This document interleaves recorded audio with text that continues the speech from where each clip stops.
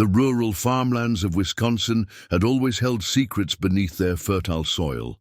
But for Sarah Mitchell, they were about to reveal something that would shatter everything she thought she knew about her family's century-old property. What began as a simple weekend project to demolish a crumbling shed would uncover a sealed room containing evidence that would reopen one of the state's most notorious unsolved murders and thrust a grieving widow into the center of a mystery that had haunted an entire community for decades.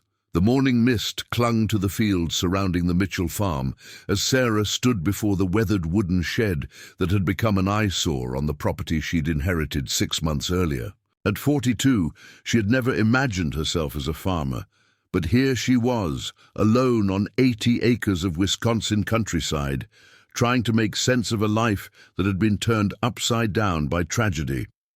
Her husband Tom's sudden death from a heart attack had left her not just widowed, but financially strapped and emotionally adrift. The Chicago teaching job that had sustained them both seemed impossibly far away now, both geographically and emotionally.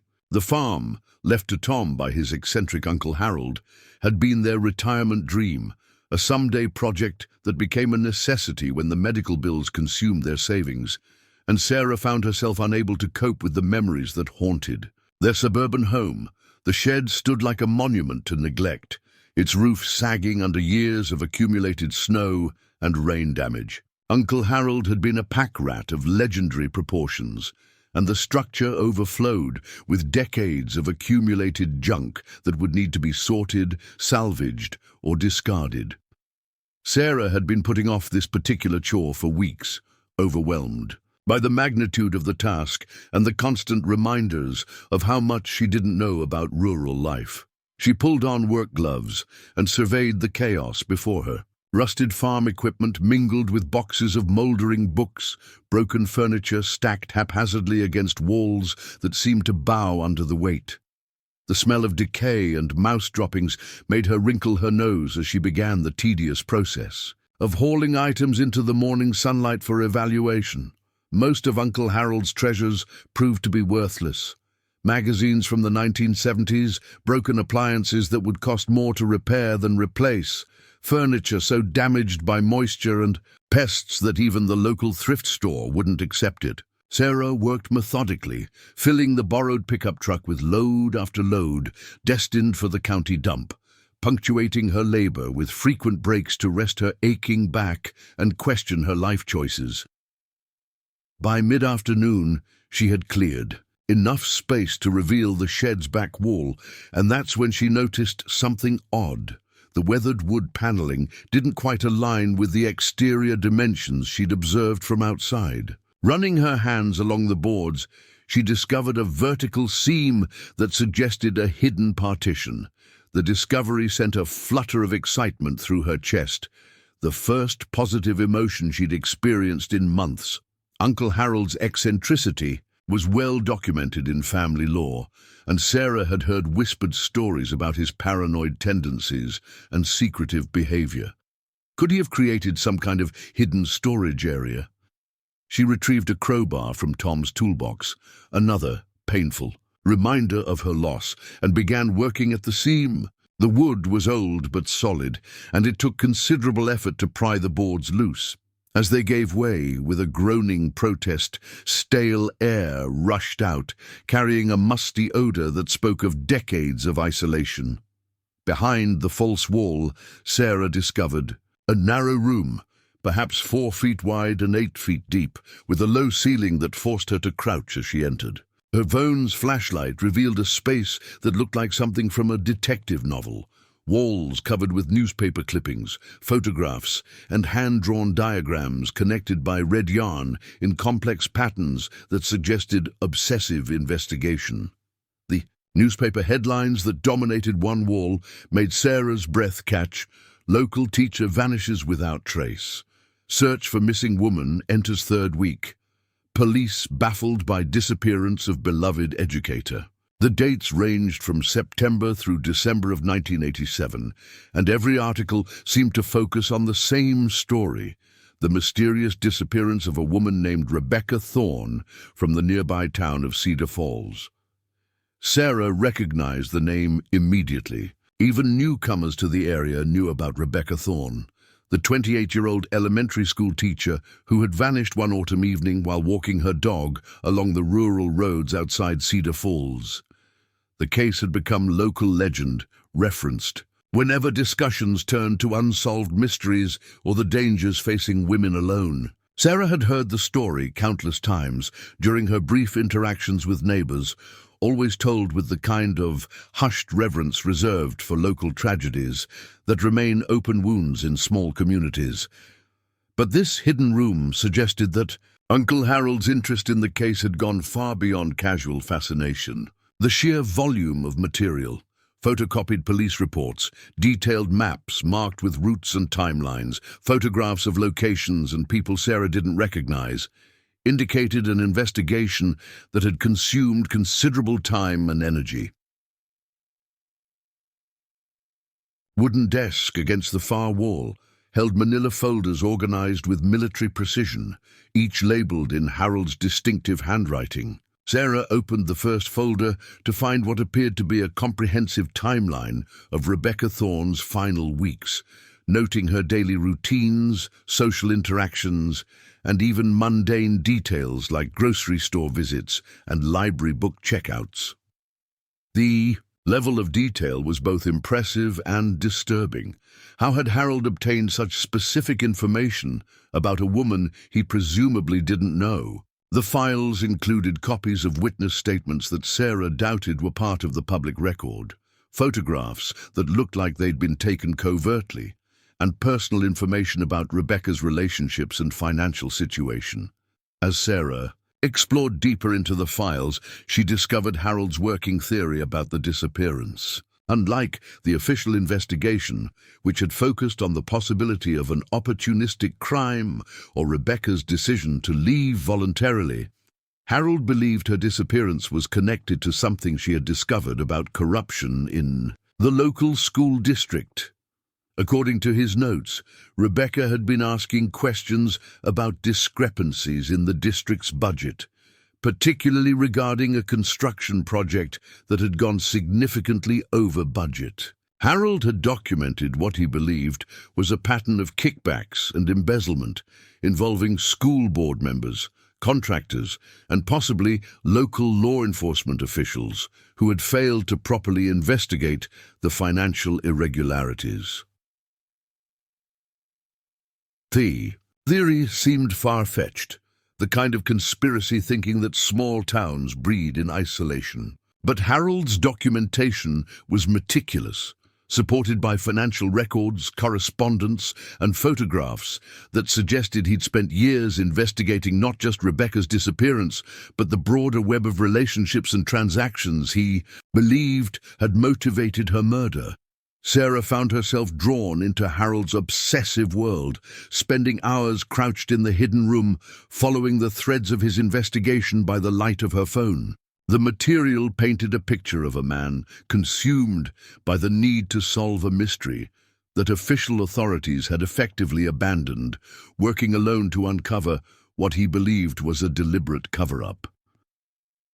The most chilling discovery came in the final folder, which contained Harold's conclusions about what had happened to Rebecca Thorne. According to his theory, she had been murdered by someone with connections to both the school district corruption and local law enforcement, her body disposed of in a location that would prevent discovery. Harold had even identified what he believed was the burial site, marked on a detailed topographical map with GPS coordinates and extensive notes about soil conditions and seasonal accessibility. But perhaps most shocking was Harold's final entry, dated just 3 weeks before his own death, from cancer the previous year. In shaky handwriting, he had recorded his frustration with his inability to prove his theories and his fear that the truth would die with him. "Someone needs to finish what I started," he had written. "Rebecca deserves justice, and the people responsible need to face consequences for what they've done." As darkness fell around the farm, Sarah finally emerged from the hidden room, her mind reeling from the implications of her discovery. She had stumbled upon what appeared to be the life's work of a man who believed he had solved a murder that had stumped law enforcement for decades. The question now was what to do with information that Harold had been unable to act upon in his lifetime.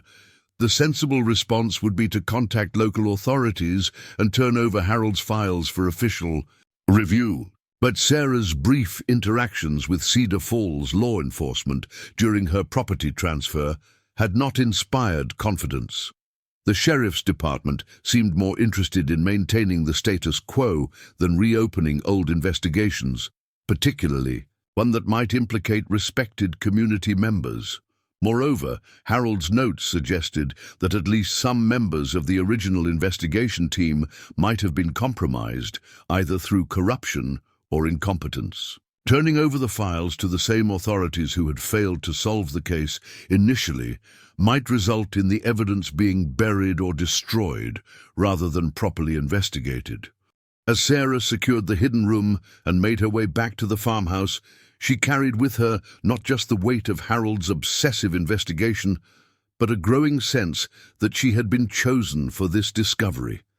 Her background as an educator gave her the research skills to understand and evaluate Harold's work, while her outsider status in the community meant she had no personal relationships that might complicate an investigation. The farmhouse felt different that evening, charged with new purpose. Sarah spread Harold's files across her kitchen table, studying the photographs of Rebecca Thorne, a young woman with dark hair and intelligent eyes who had disappeared at almost exactly the same age Sarah was now. The parallels were unsettling. Both teachers, both women who had found themselves alone in rural Wisconsin, both connected to the same piece of land through circumstances they couldn't have anticipated.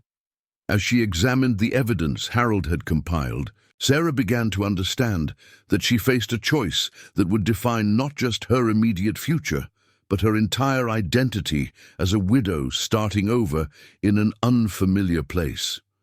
She could seal up the hidden room, dispose of the files, and continue her quiet adjustment to rural life. Or she could pick up Harold's investigation where he had left off, pursuing justice for a murdered woman and truth for a community that had lived with unanswered questions for over 3 decades.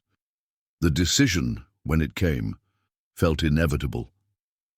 Sarah had spent 6 months feeling like a victim of circumstances, buffeted by forces beyond her control, grieving not just for Tom, but for the future they had planned together.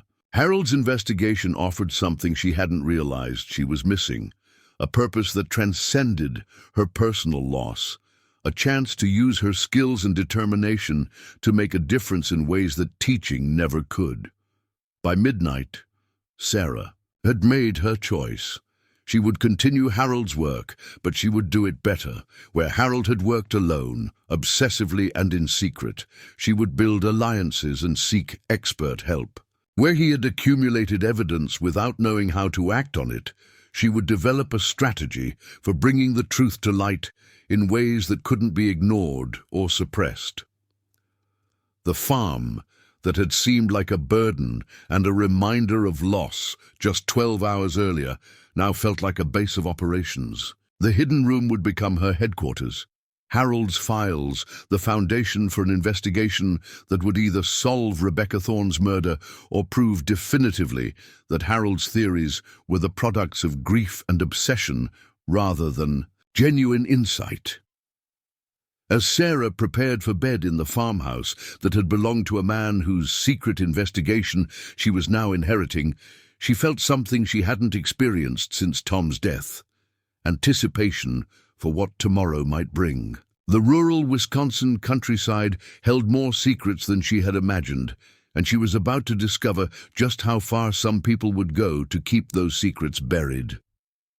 Dawn broke cold and gray over the Mitchell farm, matching Sarah's restless mood. After a night spent tossing between dreams of missing teachers and hidden rooms, She had awakened with Harold's investigation consuming her thoughts, the weight of 35-year-old secrets pressing against her consciousness like a physical burden.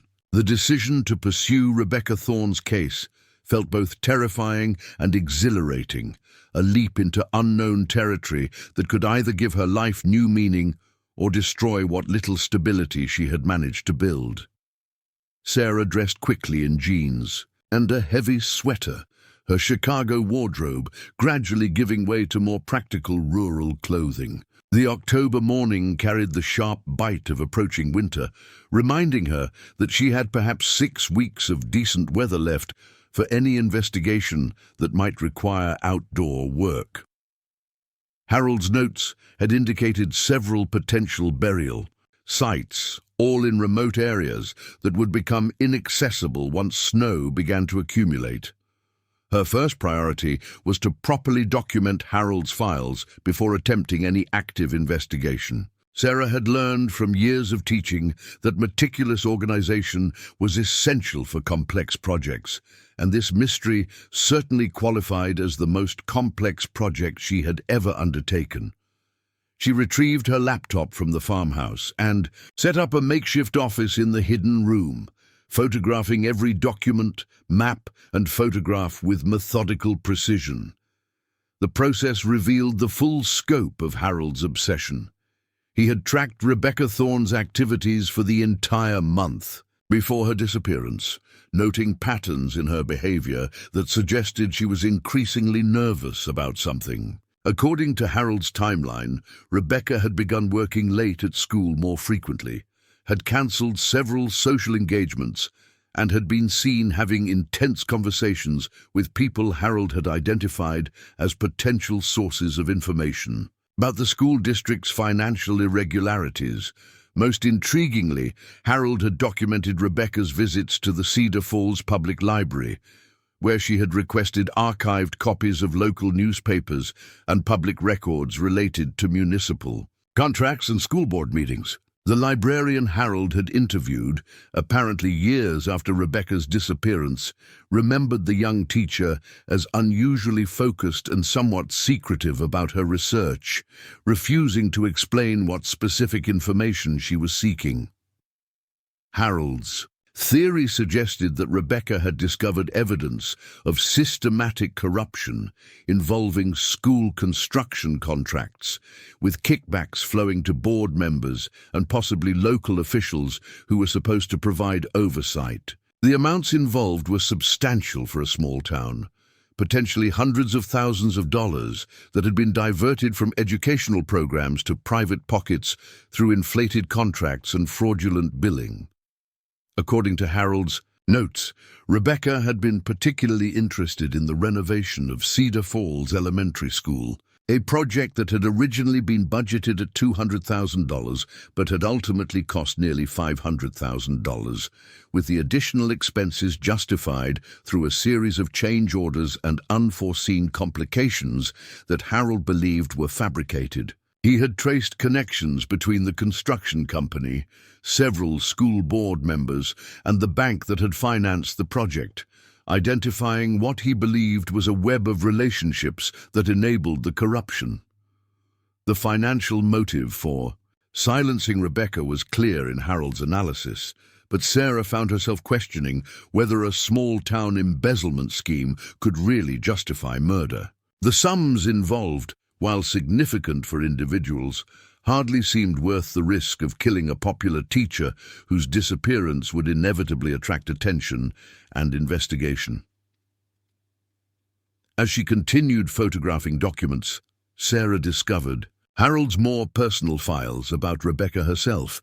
These revealed a young woman who was well liked by students and colleagues, active in community organizations, and romantically involved with a local insurance agent named David Kellner. The relationship appeared to be serious. Several witnesses Harold had interviewed mentioned expectations of an engagement announcement, which made the theory of voluntary disappearance seem unlikely. Harold had interviewed David Kellner multiple times over the years, and his notes suggested the man had been genuinely devastated by Rebecca's disappearance. David had cooperated fully with the original police investigation, providing detailed accounts of Rebecca's state of mind in her final weeks. According to David, Rebecca had seemed preoccupied and worried about something she wouldn't discuss, claiming it was work-related, but refusing to elaborate. The most compelling evidence Harold had gathered concerned Rebecca's final evening. According to the official police report, she had left her apartment around 7 o'clock to walk her dog, Rusty, along her usual route through the rural roads outside Cedar Falls. She typically returned within an hour, but when she failed to come home by 9 o'clock, David had gone looking for her. Rusty was found wandering loose near the intersection of County Road 14 and Maple Grove Road, but there was no sign of Rebecca. Harold had walked that route countless times, documenting every possible location where someone could have forced Rebecca off the road or where she might have been attacked. His maps showed sightlines from various vantage points, escape routes that an attacker might have used, and potential disposal sites within a reasonable driving distance. The level of detail was extraordinary, suggesting Harold had spent hundreds of hours trying to reconstruct the crime. What struck Sarah as particularly significant was Harold's documentation of vehicle traffic on the night Rebecca disappeared. He had somehow obtained information about who had been driving in the area around the time of her disappearance, cross-referencing this data with his theories about who might have been involved in the school district corruption. Several names appeared on both lists, including James Morrison, who had been chairman of the school board during the elementary school renovation and who owned a construction company that had bid unsuccessfully on the project. Harold's notes suggested Morrison had been bitter about losing the contract and had made several comments about the winning bidders' inflated prices and questionable practices. But rather than being motivated by whistleblowing ethics, Harold believed Morrison's complaints had been driven by jealousy and his own desire to participate in the corruption rather than expose it. When Rebecca's investigation threatened to expose the entire scheme, Morrison might have acted to protect not just the existing participants, but his own hopes of future involvement. The theory felt plausible to Sarah, especially given Harold's documentation of Morrison's whereabouts on the night Rebecca disappeared. Unlike other potential suspects who had solid alibis, Morrison claimed to have been home alone, working on construction estimates, a story that couldn't be verified and which positioned him in an area consistent with Harold's theories about where the attack might have occurred. As the morning progressed, Sarah found herself increasingly convinced that Harold's investigation had merit. While some of his conclusions seemed speculative, the underlying research was thorough and his methodology was sound. He had identified specific individuals with both motive and opportunity, had documented their connections to the corruption he believed Rebecca had discovered, and had developed a plausible timeline for how the crime might have been committed. The question now was how to build upon Harold's work without alerting potential suspects that the investigation was being revived.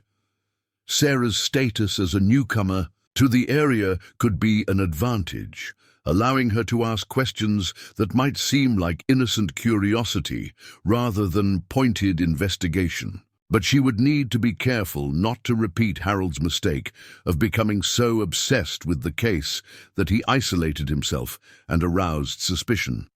Sarah decided her first step should be to learn more about the current status of the people Harold had identified as suspects. 35 years was a long time, and some of them might have died or moved away, while others might have revealed information through changed circumstances or loosened tongues.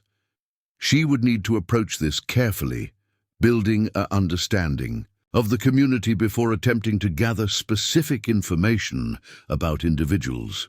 The Cedar Falls Public Library seemed like a logical starting point. Libraries were neutral territory where newcomers could research local history without arousing suspicion, and librarians were often invaluable sources of community knowledge.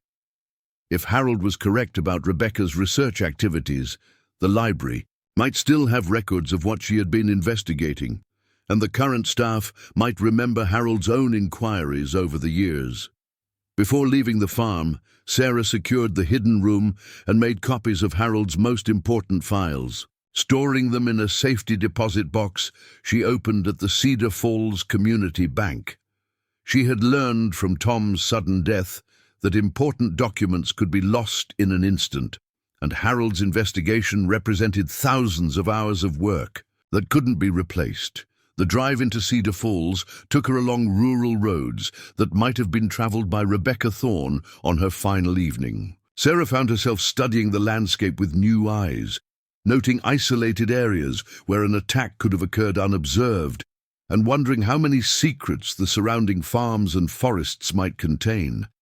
Cedar Falls itself was a typical small Wisconsin town, with a main street lined with century-old buildings housing businesses that served the surrounding agricultural community. The library occupied a converted Carnegie building that maintained its original architectural dignity, despite obvious budget constraints.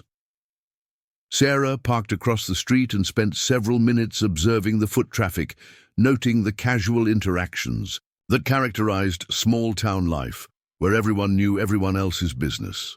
The library's interior was welcoming, but dated, with the kind of worn furniture and outdated technology that spoke of chronic underfunding. A middle-aged woman with graying hair looked up from the circulation desk with the eager expression of someone who didn't see many new faces.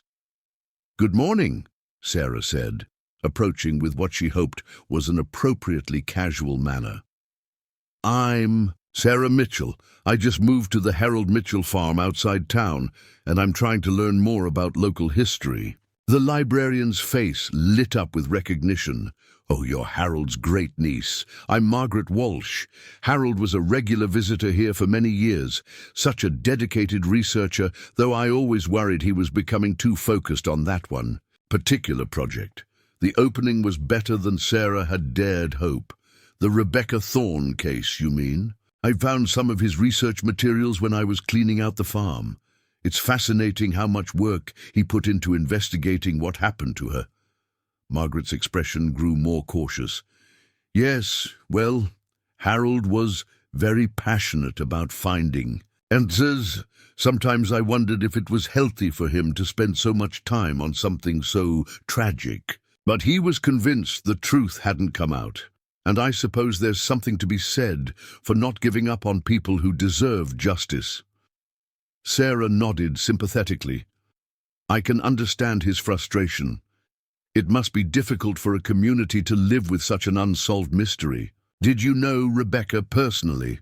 "Oh yes, everyone knew Rebecca. She was such a lovely girl, so dedicated to her students. Her disappearance shocked the entire town.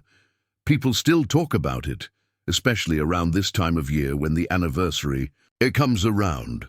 Margaret glanced around the empty library before continuing in a lower voice. "Between you and me, I never believed she just ran away like some people suggested. Rebecca wasn't the type to abandon her responsibilities or hurt people who cared about her. The conversation was providing exactly the kind of background information Sarah needed.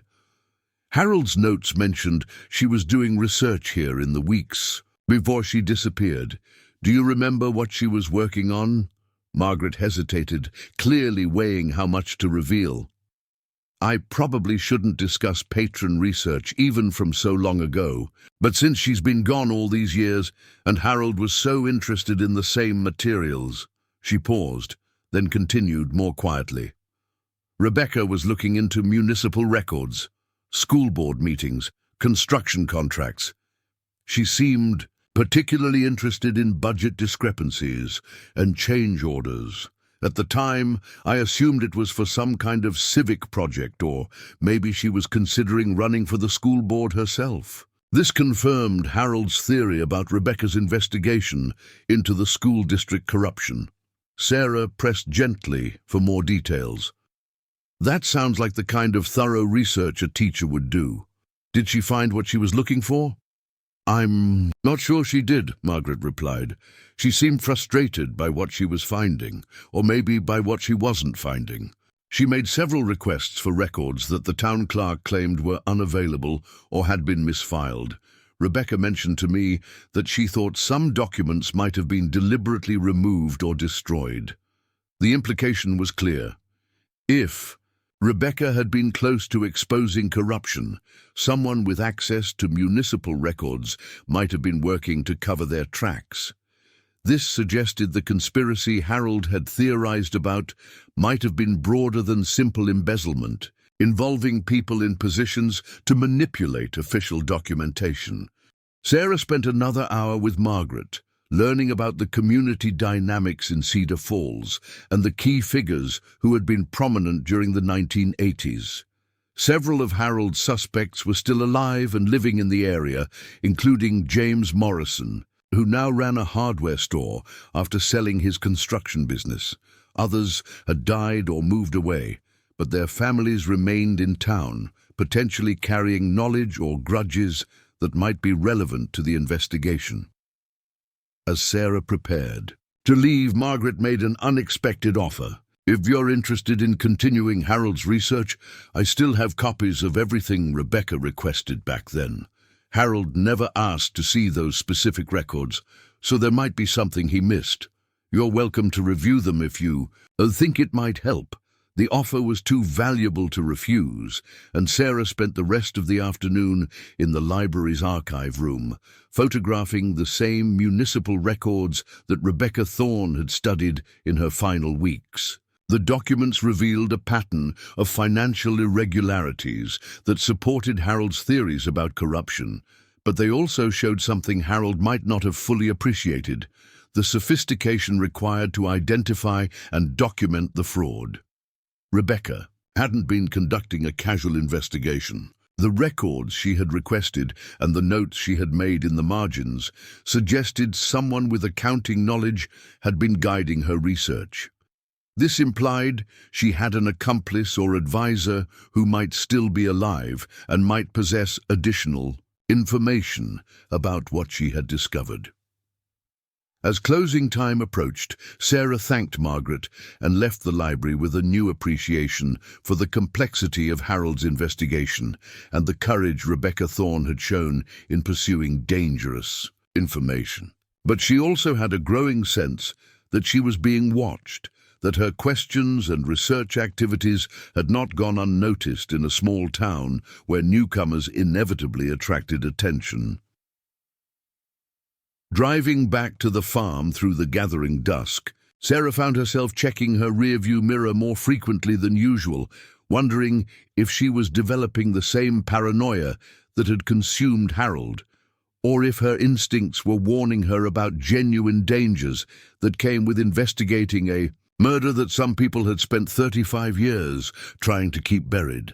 The sensation of being watched had intensified by the time Sarah reached the farm, transforming from vague unease into genuine alarm when she noticed fresh tire tracks in the mud beside her driveway, tracks that hadn't been there when she left for town that morning. Someone had visited the property while she was at the library, and given the isolation of the farm, it wasn't likely to have been a casual social call or delivery that could be easily explained. Sarah parked her truck and sat for several minutes, studying the farmhouse and outbuildings for any signs of disturbance. The front door appeared secure, and nothing seemed obviously out of place, but the knowledge that someone had been prowling around her property while she delved into Harold's investigation felt like more than coincidence. In a small town where news traveled fast, her visit to the library and questions about Rebecca Thorne might have already reached the wrong ears. She approached the farmhouse cautiously, keys ready, senses heightened by the possibility that whoever had visited might still be nearby. The October evening was settling into the kind of deep quiet that characterized rural areas after dark, broken only by the distant lowing of cattle and the rustle of wind through the corn stubble in the adjacent field. Every shadow seemed potentially threatening, every sound magnified by her heightened awareness. Inside the house, Sarah conducted a methodical search of each room, looking for evidence of intrusion. Nothing appeared disturbed on the main floor, but when she climbed to the second-floor bedroom she had been using since moving to the farm, she discovered that her personal papers had been subtly rearranged. The change was minimal. Documents shifted slightly in their folder, a notebook opened to a different page than where she had left it, but unmistakable to someone who had learned to be meticulous about organization. The realization that someone had been inside her home, examining her private belongings, sent a chill through Sarah that had nothing to do with the evening temperature. This wasn't random burglary or vandalism. This was reconnaissance by someone who wanted to know more about her background and intentions without alerting her to their interest. The professional nature of the search suggested this wasn't the work of curious teenagers or opportunistic thieves. Sarah immediately thought of the hidden room and Harold's files. If someone knew about Harold's investigation and suspected she might have discovered his work, they would be intensely interested in what she had found and what she planned to do with the information. The timing of the intrusion, occurring on the same day she had begun actively researching Rebecca Thorne's disappearance, seemed too convenient to be coincidental. Moving as quietly as possible, Sarah made her way to the shed and checked the hidden room. The false wall remained in place, and everything inside appeared undisturbed, but she couldn't shake the feeling that the intrusion into her house was connected to the investigation she had inherited. Someone was clearly monitoring her activities, and they had moved quickly to assess the potential threat she represented. The implications were deeply unsettling. If Harold's theories were correct, Rebecca Thorne had been murdered to prevent her from exposing corruption that involved prominent community members. Those same people or their associates might still be alive and willing to take drastic action to protect secrets that had been successfully buried for 35 years. Sarah's arrival and obvious interest in the case represented a new threat that they couldn't ignore. She spent a restless night in the farmhouse, jumping at every settling sound and frequently checking the windows for signs of surveillance. Sleep came in fragments, interrupted by dreams of missing teachers and shadow figures moving through her property under cover of darkness. By morning, Sarah had made several important decisions about how to proceed with her investigation, while protecting herself from whatever forces had already taken notice of her activities. Her first priority was to establish some basic security measures. Harold's paranoia, which had seemed excessive when she first discovered his files, now appeared to have been well-founded. If he had been aware of surveillance or threats, his decision to hide his investigation and work in secret made perfect sense. Sarah would need to be even more careful, given that she lacked Harold's years of experience in dealing with potentially dangerous adversaries. She drove to the county seat, a larger town 20 miles from Cedar Falls, where she could make purchases and arrangements without attracting attention from local observers. At an electronics store, she bought a security camera system that could monitor her property remotely and alert her to any unauthorized visitors. She also purchased a safe for storing copies of Harold's most sensitive files and arranged for a post office box where she could receive mail without having it delivered to the farm. The precautions felt both prudent and paranoid, but Sarah had learned from Tom's sudden death that life could change in an instant, and she refused to be caught unprepared again. If someone was willing to break into her home to assess her threat level, they might be willing to escalate their activities if they decided she posed too great a risk to their continued security. While in the county seat, Sarah also visited the sheriff's department to review the official files on Rebecca Thorne's disappearance. She approached this carefully, presenting herself as a new resident interested in local history rather than someone conducting an active investigation. The desk sergeant was helpful, but not particularly informative. explaining that such old files were stored in archives and would require a formal request to access. The bureaucratic barriers weren't surprising, but they confirmed Sarah's growing suspicion that getting official cooperation would be difficult. The case had been officially classified as a missing person investigation, not a homicide, which meant it remained technically open but wasn't actively being pursued. Without new evidence or witness testimony, the sheriff's department had no incentive to revisit a 35-year-old case that had already consumed considerable resources without producing results. Sarah left the sheriff's department with a clearer understanding of why Harold had felt compelled to conduct his investigation independently.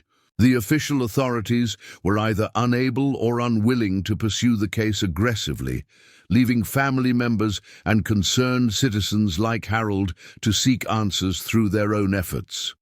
But Harold's isolation and secrecy had also limited his effectiveness, preventing him from building the kind of coalition that might have been necessary to bring pressure for official action.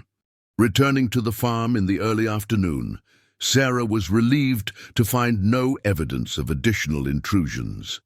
The security cameras she had purchased would be installed that evening, providing both deterrent effect and documentary evidence if anyone attempted to surveil or threaten her in the future. But she also recognized that electronic security measures could only do so much against determined adversaries who might be willing to use more direct methods of intimidation. The mail delivery that day brought an unexpected development that both encouraged and alarmed Sarah. Among the usual bills and advertisements was a hand-delivered envelope with no postmark, containing a single sheet of paper with a brief typewritten message. "Some investigations are better left alone. Harold learned this too late. You still have time to make a different choice." The threat was unmistakable, despite its polite phrasing. Someone wanted her to abandon Harold's investigation, and they were willing to reveal their awareness of her activities to make their position clear. The reference to Harold suggested that his death might not have been as natural as his medical records indicated, though Sarah realized that could also be an attempt to frighten her with vague implications rather than actual evidence of foul play. The timing of the threat, coming just 2 days after her discovery of Harold's files, demonstrated how quickly news traveled in rural communities and how closely her activities were being monitored. Someone had been watching her visits to the library, her questions about Rebecca Thorne, and possibly her purchases of security equipment in the county seat. The level of surveillance suggested resources and organization that went beyond what a single guilty individual might be able to maintain. Sarah photographed the threatening letter and added it to her growing collection of evidence. But she also recognized that it represented a crucial decision point in her investigation. She could heed the warning and abandon Harold's work, returning to the quiet, rural retirement she had originally planned. Or she could interpret the threat as confirmation that Harold had been on the right track, and that someone was sufficiently worried about exposure to take active measures to prevent it. The decision, when it crystallized in her mind, was influenced by factors that had nothing to do with logic or self-preservation. Sarah thought about Rebecca Thorne, a young teacher who had apparently died for trying to expose corruption and protect the students she served. She thought about Harold, who had spent years pursuing justice for a woman he had never met, only to die with his work incomplete and his discoveries hidden away where they couldn't help anyone. Most importantly, she thought about her own situation as a widow starting over in a community where powerful people apparently felt comfortable using intimidation and possibly violence to protect their secrets. If she backed down now, she would be signaling that she could be controlled through fear, making her a permanent target for anyone who wanted to ensure her silence about matters she might discover in the future. By evening, Sarah had made a choice. She would continue Harold's investigation, but she would do it smarter and safer than he had. Where Harold had worked alone and in secret, she would build alliances and document everything. Where he had accumulated evidence without knowing how to act on it, she would develop strategies for bringing information to light in ways that couldn't be suppressed or ignored. Her first step would be to contact Rebecca Thorne's surviving family, members and friends, people who might have information that hadn't been available to Harold, or who might be willing to cooperate with a new investigation now that enough time had passed for perspectives to change. David Kellner, Rebecca's former boyfriend, was still living in the area, according to Harold's notes, and might be willing to discuss what he remembered about Rebecca's final weeks.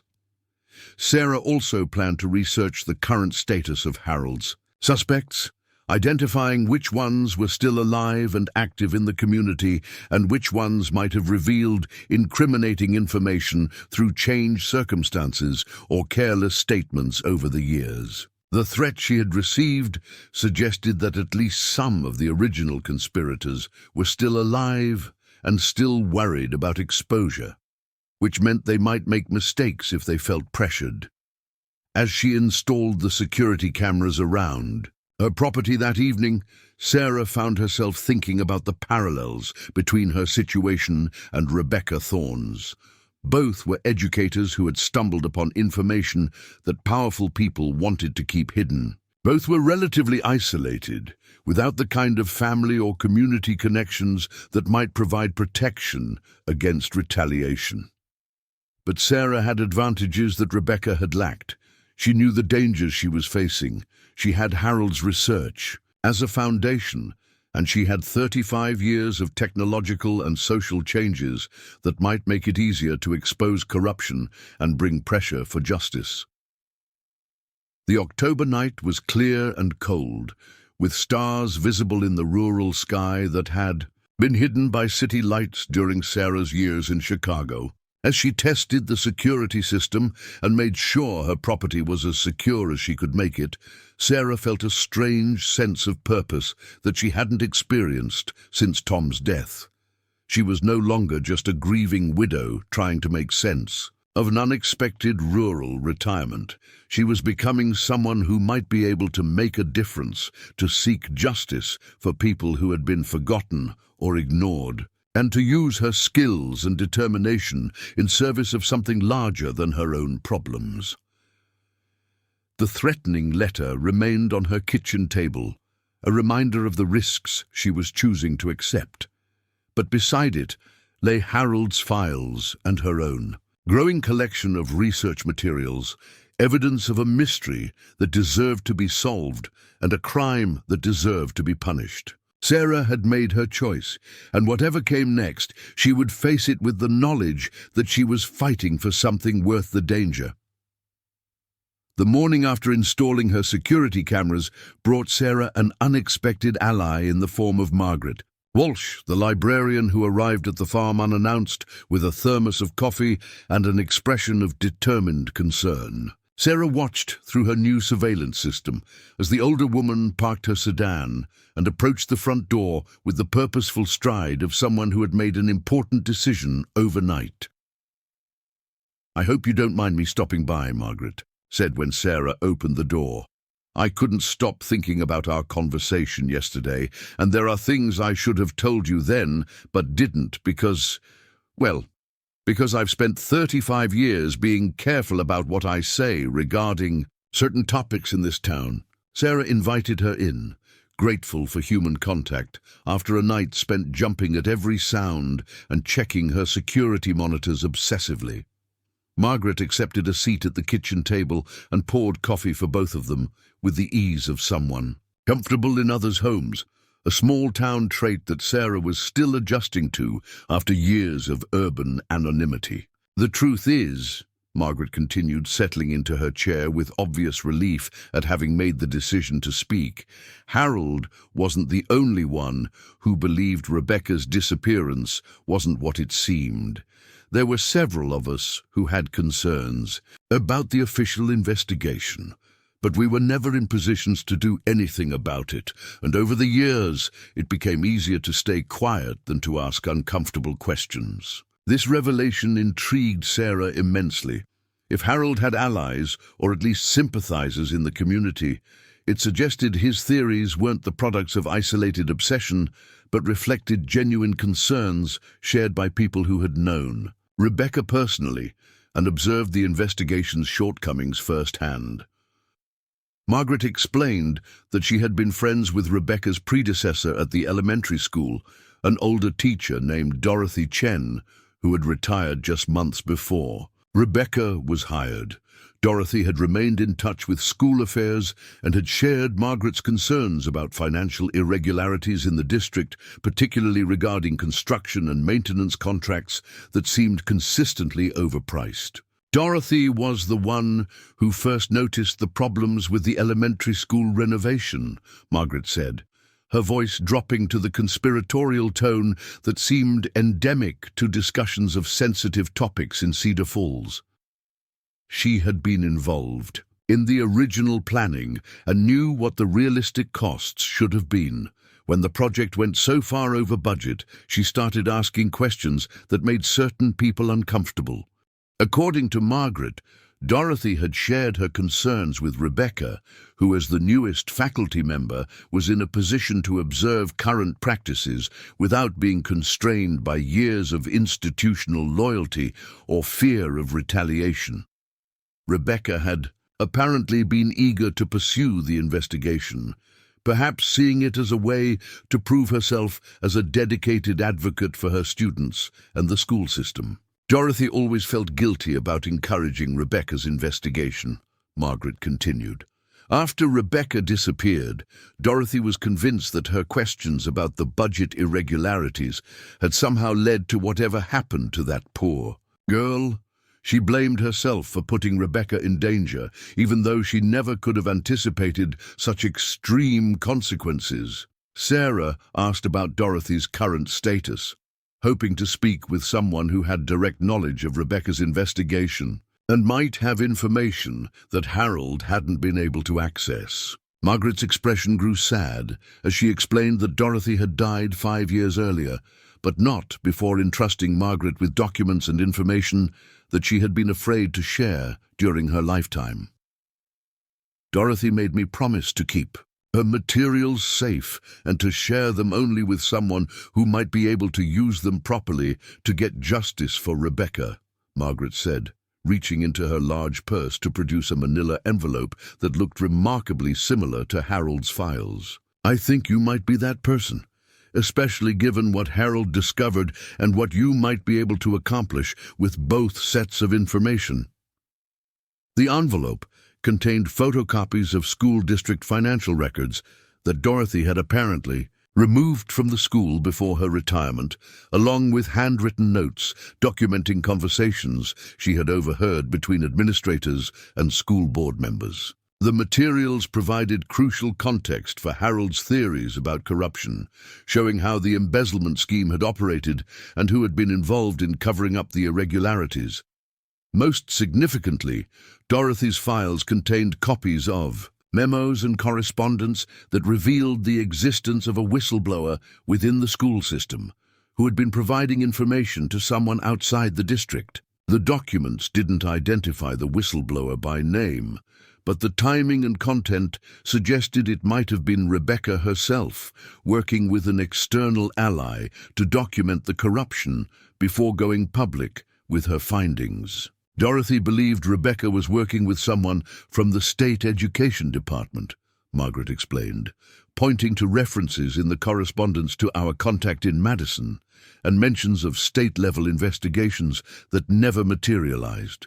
But whoever it was seems to have disappeared from the picture after Rebecca vanished. Dorothy always wondered if that person had been intimidated into silence, or worse. This revelation added a new dimension to Sarah's understanding of the case. If Rebecca had been coordinating with state officials, her disappearance might have been motivated not just by local corruption concerns, but by the threat of higher-level intervention that could have exposed a broader network of fraudulent practices. affecting multiple school districts. Margaret also shared information about the aftermath of Rebecca's disappearance that Harold's investigation had apparently missed. According to Dorothy's observations, several key figures in the school district administration and construction industry had made significant changes to their business practices and personal circumstances in the months following Rebecca's vanishing. James Morrison, whom Harold had identified as a primary suspect, had sold his construction company within 6 months of Rebecca's disappearance and used the proceeds to purchase the hardware store he still operated. The sale had been conducted quickly and quietly, without the usual advertising or competitive bidding that characterized most business transfers in the small community. More intriguingly, the school board chairman, who had overseen the elementary school renovation, had resigned his position and moved his family to Florida shortly after Rebecca disappeared, claiming health problems that required a warmer climate. Dorothy had found this suspicious because the man had previously been deeply involved in local affairs and had shown no signs of health issues that would necessitate such a dramatic relocation. Dorothy kept track of these people over the years, Margaret continued, and she noticed that several of them seemed to prosper unusually well after Rebecca's disappearance, as if whatever they had been worried about exposing was no longer a concern. It suggested to her that Rebecca's investigation had been effectively neutralized, along with Rebecca herself. The pattern Margaret described supported Harold's theories about murder as a means of protecting the corruption scheme, but it also suggested that the conspiracy had been broader and more sophisticated than even Harold had realized. The coordinated changes in behavior and circumstances following Rebecca's disappearance indicated planning and resources that went beyond what a few local officials could have managed independently. Sarah asked Margaret about current community attitudes toward the Rebecca Thorne case, wondering whether there might be other residents who had information or suspicions they had been reluctant to share. Margaret's response was both encouraging and sobering, revealing a community that had been divided for decades by unspoken knowledge and carefully maintained silence. "There are people who know more than they've ever admitted," Margaret said, glancing around Sarah's kitchen, as if worried about eavesdroppers, even in the apparent privacy of the farmhouse. "But 35 years is a long time, and some of the people who might have been willing to speak up back then are either dead now or too frightened to change their stories after so many years of keeping quiet." However, Margaret also mentioned that generational changes had created new opportunities for obtaining information. Children and grandchildren of the original participants might have heard family stories or deathbed confessions that could provide new leads, and people who had been too young or powerless to speak up in 1987 might now be in positions where they could afford to take risks for the sake of justice. "There's also the factor of guilt," Margaret observed. "Some people have spent 35 years living with the knowledge that they could have done more to help Rebecca or to solve her case. As they get older and start thinking about their own legacies, they might be more willing to clear their consciences by sharing what they know." Margaret's visit had provided Sarah with invaluable information and the psychological support of knowing she wasn't completely alone in her investigation. But it had also revealed the complexity of the social dynamics she would need to navigate in a small community where everyone knew everyone else's business, and where long-held secrets had shaped relationships and allegiances for decades. As Margaret prepared to leave, she made an offer that both excited and concerned Sarah. She had maintained contact with several of Rebecca's former colleagues and friends over the years, and she was willing to arrange introductions that might lead to additional sources of information.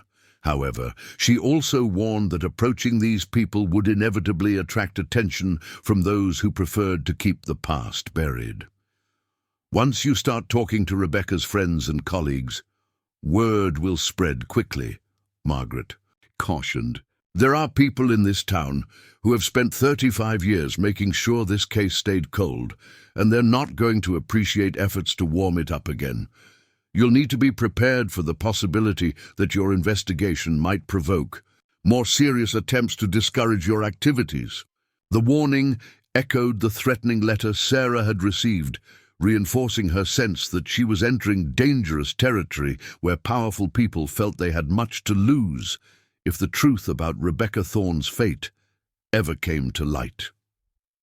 But Margaret's support and the additional evidence she had provided also strengthened Sarah's conviction that Harold's investigation had been on the right track and that justice for Rebecca was achievable if pursued with sufficient care and determination. After Margaret's departure, Sarah spent the afternoon integrating Dorothy's files with Harold's materials, looking for connections and corroborations that might strengthen the case for reopening the official investigation. The combined evidence painted a compelling picture of corruption, cover-up and murder that went far beyond anything the original police investigation had considered. Most encouragingly, the new materials provided specific names and roles that Harold's investigation had only theorized about. Dorothy's insider knowledge of school district operations had allowed her to identify the mechanisms through which funds had been diverted and the individuals who had been positioned to facilitate or conceal the fraud. Combined with Harold's research into the participants' activities and whereabouts during the time of Rebecca's disappearance, the evidence was beginning to approach the level of detail that might support criminal charges if properly presented and to authorities. However, Sarah also recognized that the passage of time had created both opportunities and obstacles for pursuing justice. While some witnesses might now be willing to speak more freely, others had died or moved away, and physical evidence from the original crime had likely deteriorated or been destroyed. The challenge would be to build a case strong enough to overcome these limitations and compel official action despite the advanced age of the crime. As evening approached, Sarah made her first concrete plan for moving the investigation forward. She would begin by contacting David Kellner, Rebecca's former boyfriend, who, according to Harold's notes, had been cooperative with the original investigation and might be willing to share additional details about Rebecca's final weeks. If Margaret was correct about generational changes creating new opportunities for gathering information, David might have insights or connections that hadn't been available to Harold during his years of secretive research. The decision to reach out to David represented a significant escalation in Sarah's investigation, moving from passive research to active engagement with people who had been personally involved in the events surrounding Rebecca's disappearance. Once she took that step, there would be no hiding her interest in the case or her determination to pursue answers that others preferred to keep buried. As Sarah prepared for what she knew would be a crucial conversation, she reflected on how dramatically her life had changed in just a few days. She had arrived at the farm seeking quiet retirement and healing from grief, only to discover a mystery that demanded action and justice that had been too long delayed. The transition from passive victim of circumstance to active seeker of truth felt both terrifying and empowering, offering purpose and meaning that had been missing from her life since Tom's death. The security cameras she had installed provided continuous monitoring of her property, but Sarah knew that her real protection would come from building alliances with people like Margaret, who shared her commitment to uncovering the truth about Rebecca Thorne's fate. The investigation was no longer a solitary pursuit, but a collaborative effort that might finally have the resources and determination necessary to solve a mystery that had haunted Cedar Falls for 35 years. David Kellner's insurance office occupied a narrow storefront on Cedar Falls Main Street, wedged between a barbershop that looked unchanged since the 1950s and a cafe that served as the town's informal information exchange. Sarah had spent 2 days working up the courage to approach Rebecca's former boyfriend, knowing that her questions would inevitably stir up painful memories and potentially alert others to her investigation's intensifying focus. Through her pickup truck's windshield, she observed David through the office's large front window as he worked at his desk, a man in his early 60s whose thinning hair and reading glasses couldn't entirely disguise the handsome features that had presumably attracted Rebecca Thorne 3 decades earlier. His movements had the careful precision of someone who had learned to manage chronic pain, and Sarah wondered whether the physical toll of decades spent grieving an unsolved loss had manifested in his posture and gait. Sarah had called ahead to schedule an appointment, presenting herself as a new area resident interested in homeowners insurance, a legitimate need that provided cover for her real purpose. David had been accommodating and professional on the phone, his voice carrying the measured warmth of someone accustomed to putting clients at ease while discussing potentially uncomfortable topics like property damage and liability coverage. The office interior reflected David's personality as Sarah had imagined it from Harold's notes: organized but not obsessive, comfortable but not luxurious, with family photographs and community service awards that spoke of a man who had built a quiet, respectable life despite the tragedy that had shaped his early adulthood. A small photograph on his desk showed a woman and 2 teenage children, evidence that David had eventually found the happiness that Rebecca's disappearance had initially denied him. "Mrs. Mitchell, welcome to Cedar Falls," David said, rising to shake her hand with the kind of genuine courtesy that seemed to characterize long-term small-town residents. "I understand you've inherited Harold's farm. That's quite an undertaking for someone coming from city life. How are you adjusting to rural living?" Sarah settled into the chair across from his desk, noting the ease with which David had transitioned into the role of helpful neighbor rather than simply businessman. This social grace would make her eventual shift to more sensitive topics more challenging, as she would need to navigate carefully to avoid seeming manipulative or exploitative of his kindness. They spent 20 minutes discussing legitimate insurance needs, with David demonstrating thorough knowledge of local conditions and risks that could affect rural property owners. His professionalism was reassuring, but Sarah found herself studying his face for signs of the grief and unresolved questions that Harold's file suggested had never fully left him, despite his apparent success in building a new life. "I hope you don't mind me asking," Sarah said when they had completed the insurance paperwork, "but I've heard Harold was quite interested in local history, particularly some of the unsolved mysteries from years past. As someone who's new to the area, I find these stories fascinating, though I imagine they're more painful for people who lived through them." David's expression shifted subtly, professional courtesy giving way to something more guarded and complex. His hands, which had been relaxed while discussing insurance details, tightened slightly as he seemed to recognize where the conversation was heading. "Harold was indeed interested in certain historical events," David replied carefully, his tone suggesting familiarity with inquiries about his connection to Rebecca Thorne's case. "I suppose you're referring to Rebecca's disappearance." "Yes, Harold spoke with me several times over the years about what I remembered from that time. It's not something I enjoy discussing, but I understood his need to pursue answers that the official investigation never provided." Sarah appreciated his directness, which would make her own approach easier. "I can imagine how difficult it must be to have such painful memories revisited repeatedly. Harold's notes suggest you were very helpful to his research, and I wondered if you might be willing to share some of those same recollections with me. I found his files when cleaning out the farm, and I'm trying to understand what he was working on." David studied her for a long moment, clearly weighing his response. When he spoke, his voice carried the weariness of someone who had told the Same story many times, without ever achieving the closure that repetition was supposed to provide. Rebecca and I had been together for almost 2 years when she disappeared. He began, settling back in his chair with the resigned posture of someone preparing to revisit familiar pain.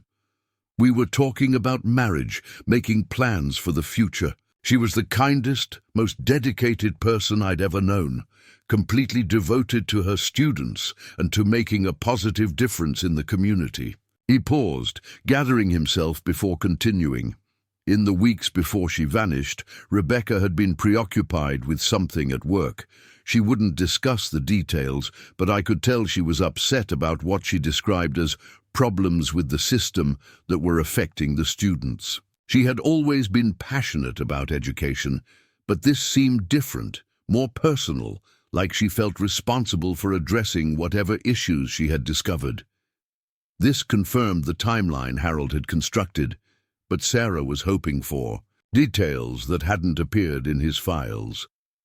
Did she mention specific people she was concerned about, or particular problems she was trying to address?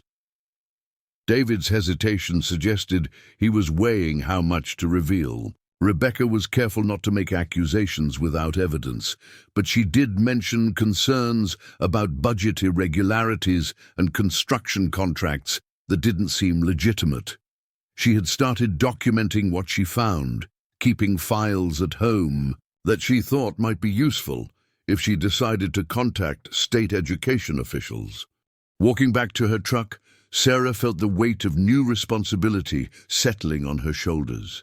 David's willingness to support her investigation represented both an opportunity and an obligation that would be difficult to abandon if the pursuit of justice became too dangerous or demanding. She was no longer investigating Rebecca Thorne's disappearance out of simple curiosity or intellectual challenge.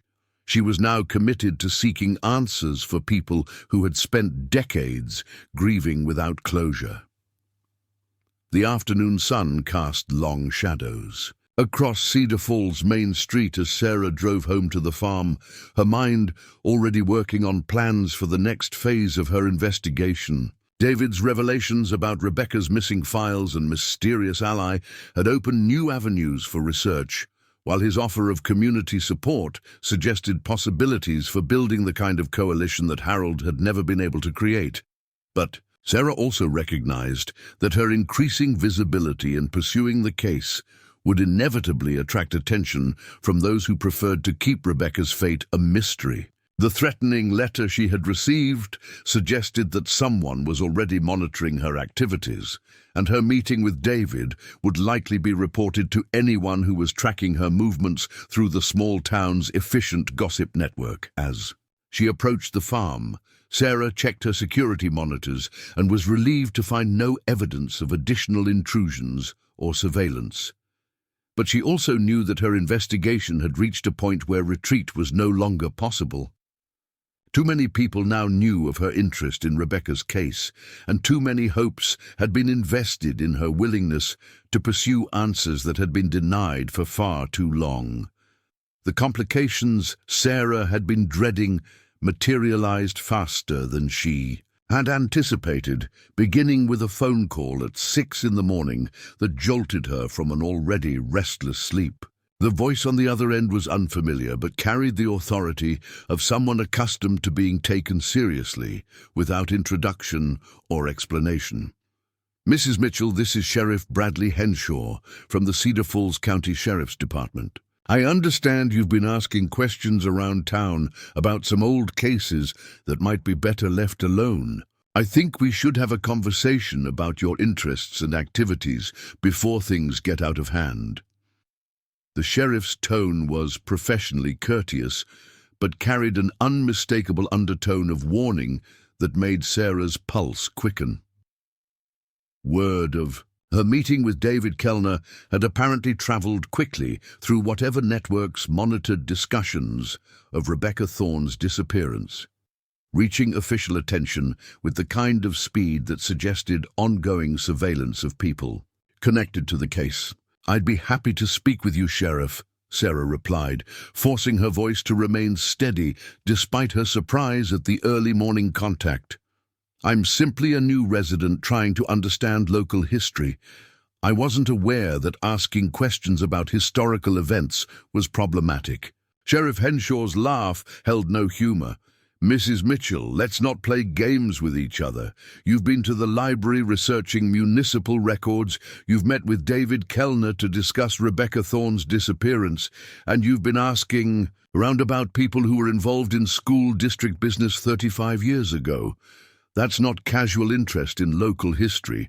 That's conducting an investigation into matters that have already been thoroughly examined by qualified professionals." The specificity of his knowledge about her activities confirmed Sarah's suspicions about being monitored, but it also revealed something potentially more significant.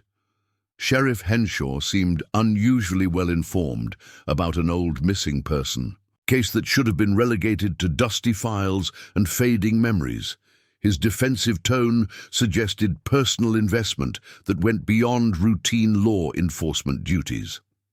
"I'd like to meet with you this morning if you're available," the sheriff continued. "I can come to your farm, or you can visit me at the station. Your choice, but I think it's important we clear up any misunderstandings about your activities before they cause problems for everyone involved."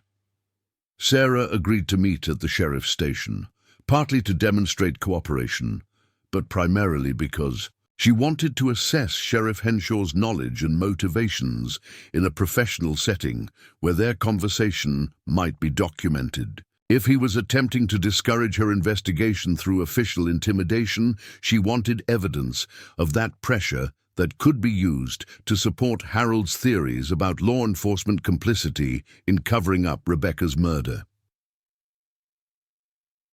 The Cedar Falls County Sheriff's Department occupied a modern building that contrasted sharply with the town's historic architecture, suggesting recent construction funded by sources that might warrant investigation.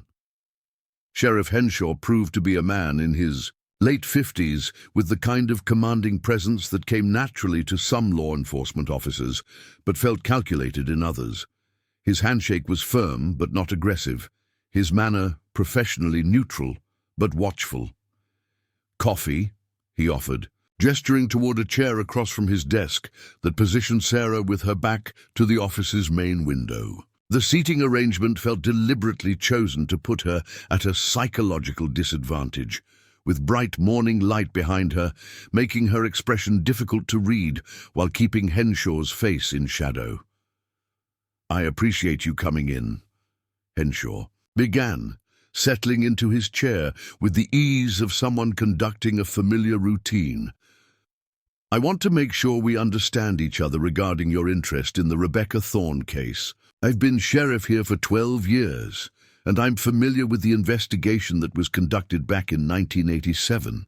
It was thorough, professional, and exhausted all available leads without producing evidence of foul play." Sarah listened carefully to his phrasing, noting the defensive tone that suggested he felt personally invested in protecting the original investigation's reputation, despite not having been involved in conducting it. This could indicate either professional loyalty to his predecessors or more personal reasons for wanting the case to remain closed. "I understand the investigation was extensive," Sarah replied diplomatically. "But I'm curious about whether new techniques or perspectives might shed light on evidence that wasn't fully understood at the time. Cold cases are sometimes solved decades later when fresh eyes examine old evidence." Henshaw's expression hardened slightly. "Mrs. Mitchell, I need to be direct with you. There are people in this community who have spent 35 years dealing with the pain and uncertainty of Rebecca Thorne's disappearance. Stirring up old theories and encouraging false hopes isn't helpful to anyone, particularly when it's being done by someone who has no connection to the original events and no law enforcement experience." The criticism stung, but Sarah recognized it as an attempt to undermine her credibility and discourage her investigation through personal attack rather than factual argument. I understand the sensitivity of the situation, Sheriff, but shouldn't the goal be finding the truth about what happened to Rebecca, regardless of who pursues that truth or how long it takes? The truth, Henshaw replied, leaning forward slightly, is that Rebecca Thorne was an adult woman who disappeared under circumstances that suggested she chose to leave voluntarily. The investigation found no evidence of abduction, no signs of struggle, no witnesses to any crime. Sometimes people decide to start new lives elsewhere, and family and friends have to accept that reality even when it's painful. Sarah felt a surge of anger at the dismissive characterization of Rebecca's disappearance, which ignored everything David Kellner had told her about Rebecca's deep community ties and plans for the future. Henshaw's willingness to repeat discredited. Theories about voluntary disappearance suggested either incompetence or deliberate misdirection. What about the corruption in the school district that Rebecca was investigating? Sarah asked, deciding to test Henshaw's knowledge and reaction to Harold's theories. Wouldn't financial misconduct provide motive for someone to want her silenced? Henshaw's pause was brief but noticeable, suggesting the question had caught him off guard. I'm not aware of any credible evidence that Rebecca was investigating corruption or that such corruption existed.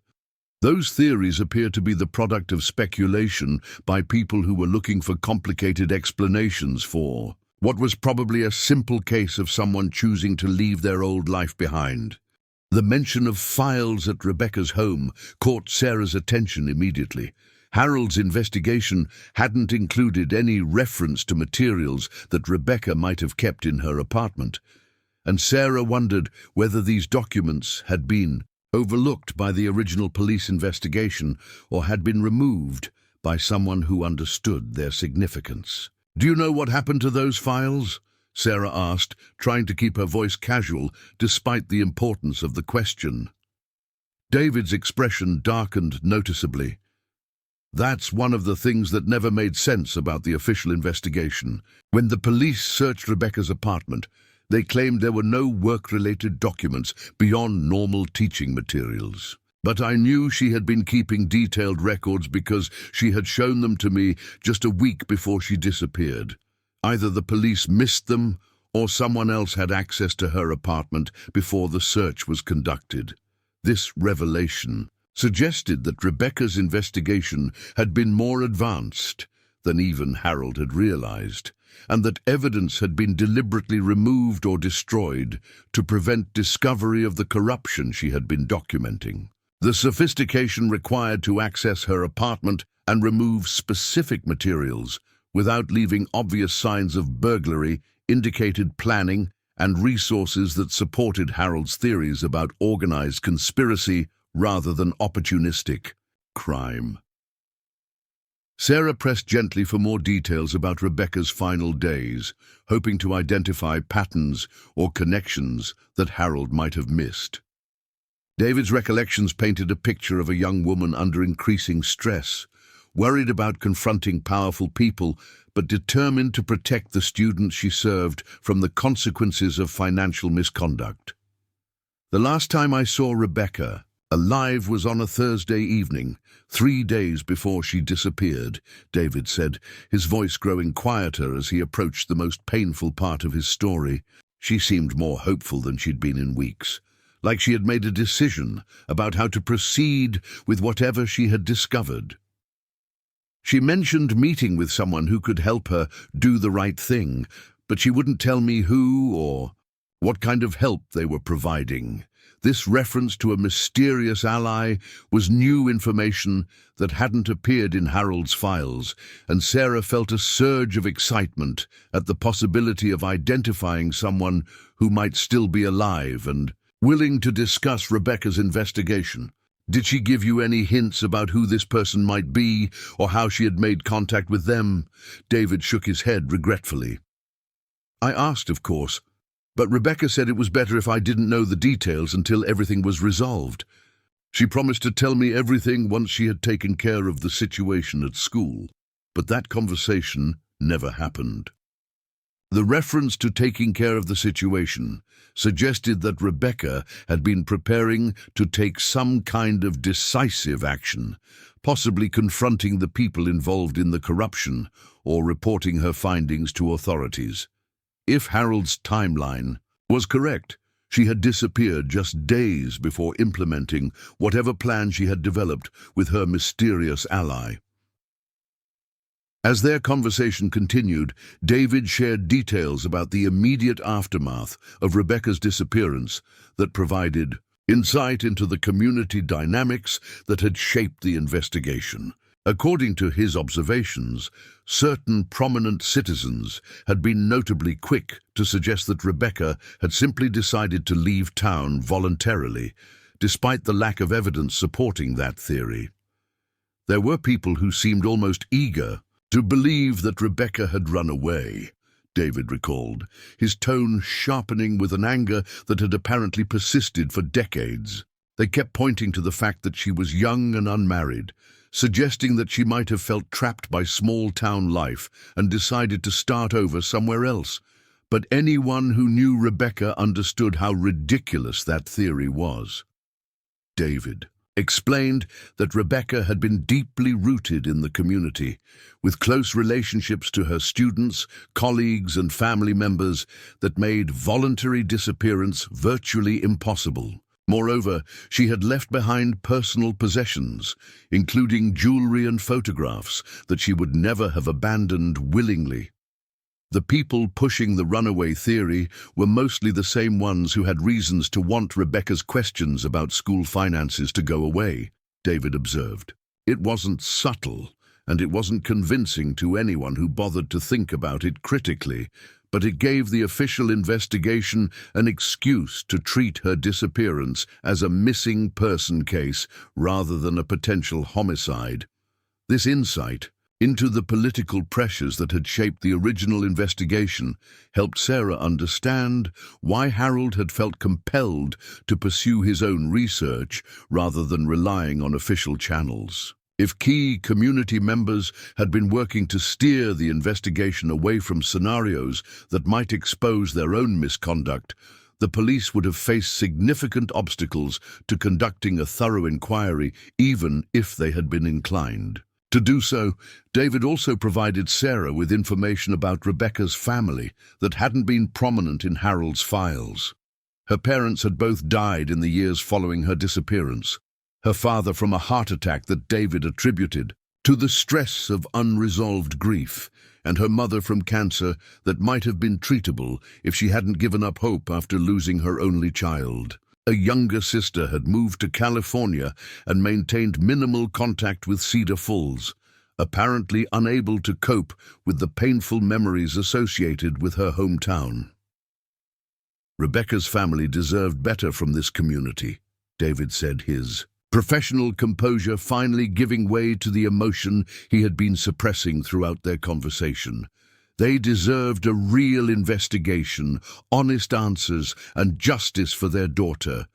Instead, they got excuses, theories that blamed Rebecca for her own disappearance, and 35 years of unanswered questions. As their meeting drew toward a close, Sarah made a decision that would significantly escalate her involvement in the case. She explained to David that she had found Harold's extensive research materials and was considering whether to pursue the investigation further, possibly with the goal of bringing new evidence to the attention of current law enforcement officials who might be more willing to reopen the case. David's response was immediate and fervent. If you're serious about continuing Harold's work, you have my complete support. Rebecca deserves justice, and the people responsible for her death deserve to face consequences for what they've done. I'll help in any way I can, and I know there are others in the community who feel the same way. He explained that Harold had never shared the full scope of his investigation with Rebecca's friends and supporters, working primarily in isolation and secrecy that had limited his effectiveness. A more collaborative approach might be able to generate the community pressure and media attention necessary to force official action. particularly if new evidence could be developed through coordinated effort. There are people who have been carrying guilt and knowledge for 35 years, David said, leaning forward with an intensity that reminded Sarah of the passionate young man who had loved Rebecca Thorne. Some of them might be ready to clear their consciences if they believed it would actually lead to justice rather than just more frustration and disappointment. Before leaving David's office, Sarah made arrangements to meet with him again in a few days to discuss strategy and potential allies for a renewed investigation. She also accepted his offer to introduce her to other people who had cared about Rebecca and might be willing to contribute information or support to efforts to solve her case. The denial was too categorical to be credible, particularly given the documentation that Harold and Dorothy had compiled regarding budget irregularities and suspicious contracts. Henshaw's willingness to dismiss substantial evidence without apparent investigation suggested he was either poorly informed about the case or actively working to suppress information that might lead to uncomfortable revelations. "Sheriff, I've seen documentation that suggests there were significant financial irregularities in school district contracts during the 1980s, Sarah pressed, watching his reaction carefully. Wouldn't those warrant investigation even if they weren't directly connected to Rebecca's disappearance? Henshaw's demeanor shifted from professional courtesy to barely concealed irritation. "Mrs. Mitchell, I'm going to be very clear with you. You are a private citizen with no authority to conduct investigations into criminal matters. If you believe you have evidence of wrongdoing, you should present it to proper authorities and allow qualified professionals to evaluate its significance. What you should not do is continue amateur detective work that could interfere with legitimate law enforcement activities." The threat was barely veiled, and Sarah recognized that she had pushed Henshaw as far as he was willing to be pushed in their initial encounter. But his reaction had provided valuable information about his knowledge of the case and his willingness to suppress investigation into areas that might prove embarrassing to local authorities or prominent citizens. "I understand your position, Sheriff," Sarah replied carefully, "but I'm curious about what legitimate law enforcement activities my questions might interfere with. Is the Rebecca Thorne case still under active investigation?" Henshaw's hesitation was longer this time, suggesting he was weighing his response carefully. "The case remains technically open, but active investigations ceased years ago due to lack of new evidence or credible leads. However, your amateur investigation could compromise future official efforts if new evidence were to emerge." The explanation was logically inconsistent. If no active investigation was occurring, amateur research couldn't interfere with official activities. But Sarah recognized that pointing out this contradiction would likely provoke confrontation without producing additional useful information. She had learned what she came to learn. Sheriff Henshaw was actively monitoring her investigation and was committed to discouraging her activities through official pressure. As their meeting concluded, Henshaw made his position unmistakably clear. "Mrs. Mitchell, I strongly recommend that you focus on settling into your new community rather than pursuing investigations that are best left to qualified professionals. Cedar Falls is a peaceful town with good people who don't appreciate having old wounds reopened by outsiders who don't understand the local situation." The message was clear. Continue investigating and face escalating official pressure designed to make her life in Cedar Falls uncomfortable or impossible. But Sarah also recognized that Henshaw's obvious concern about her activities suggested she was on the right track, pursuing lines of inquiry that someone wanted desperately to keep buried. Leaving the sheriff's station, Sarah felt both intimidated and energized by the encounter. Henshaw's attempts to discourage her investigation had backfired by confirming that powerful people remained worried about exposure of whatever had happened to Rebecca Thorne. His knowledge of her activities and his defensive reaction to questions about corruption suggested connections to the original cover-up that might be exploitable if approached carefully. The drive back to the farm gave Sarah time to process the implications of her meeting with Sheriff Henshaw and plan her response to what was clearly escalating pressure to abandon her investigation. She could comply with his warnings and retreat to the quiet rural retirement she had originally sought, or she could interpret his concern as confirmation that Harold's theories deserved continued pursuit despite official opposition. By the time she reached the farm, Sarah had made her decision. Henshaw's intimidation tactics had convinced her that something significant was being hidden, something worth protecting through the application of official pressure on a widow who should have posed no threat to established interests. His reaction suggested that her investigation was approaching sensitive areas that couldn't be safely ignored by those who had spent decades ensuring Rebecca Thorne's fate remained a mystery. Sarah's first priority was to document her encounter with Sheriff Henshaw, while the details remained fresh in her memory, creating a record of official attempts to discourage her investigation that could be useful if the pressure escalated to more serious forms of intimidation. She also needed to contact David Kellner and Margaret Walsh to warn them that their cooperation with her investigation had attracted official attention that might affect their own situations. But most importantly, Sarah recognized that Henshaw's intervention marked a turning point in her investigation. She could no longer pursue Harold's research quietly and independently.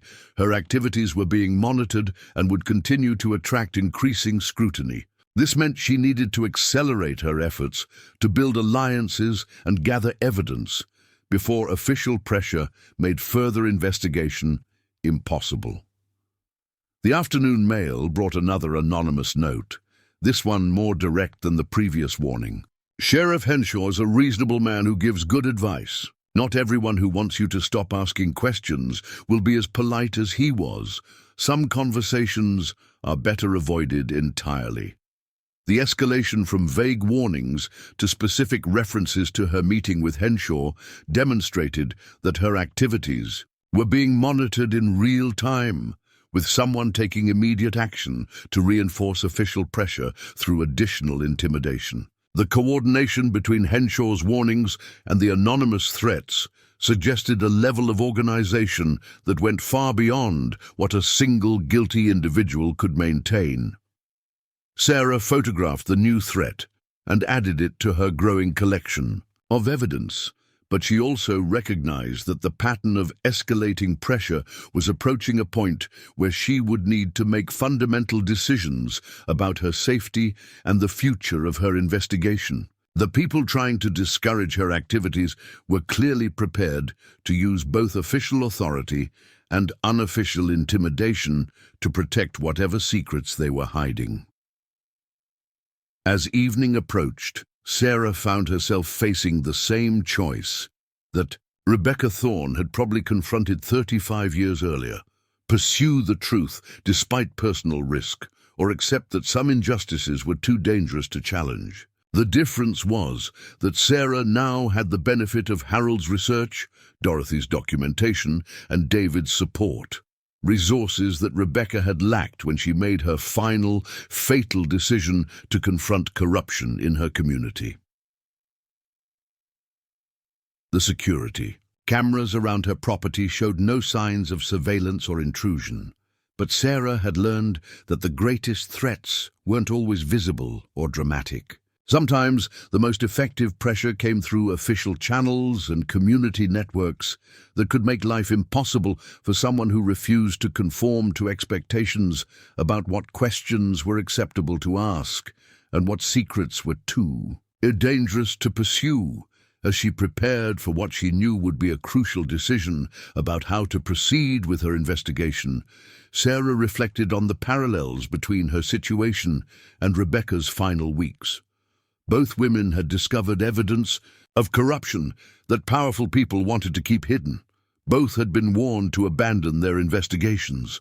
The difference was that Sarah had the advantage of knowing what had happened to the last person who had ignored such warnings, knowledge that would inform her choices about how far she was willing to go in pursuit of justice for a woman who had been silenced before she could speak truth to power.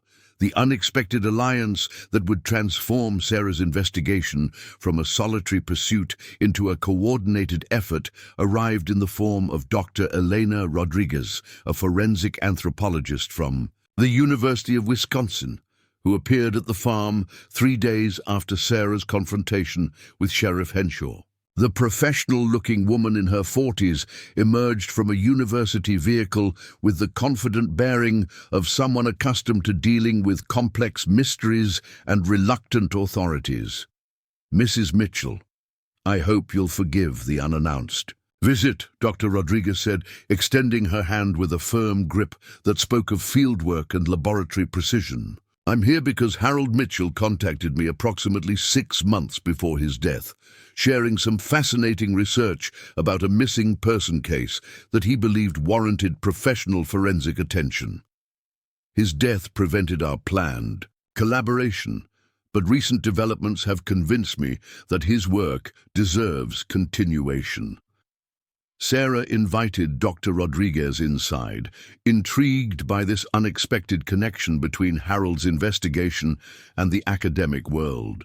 The anthropologist's presence suggested that Harold's final months had involved reaching out beyond the local community, perhaps recognizing that solving Rebecca's case would require expertise and resources he couldn't provide independently.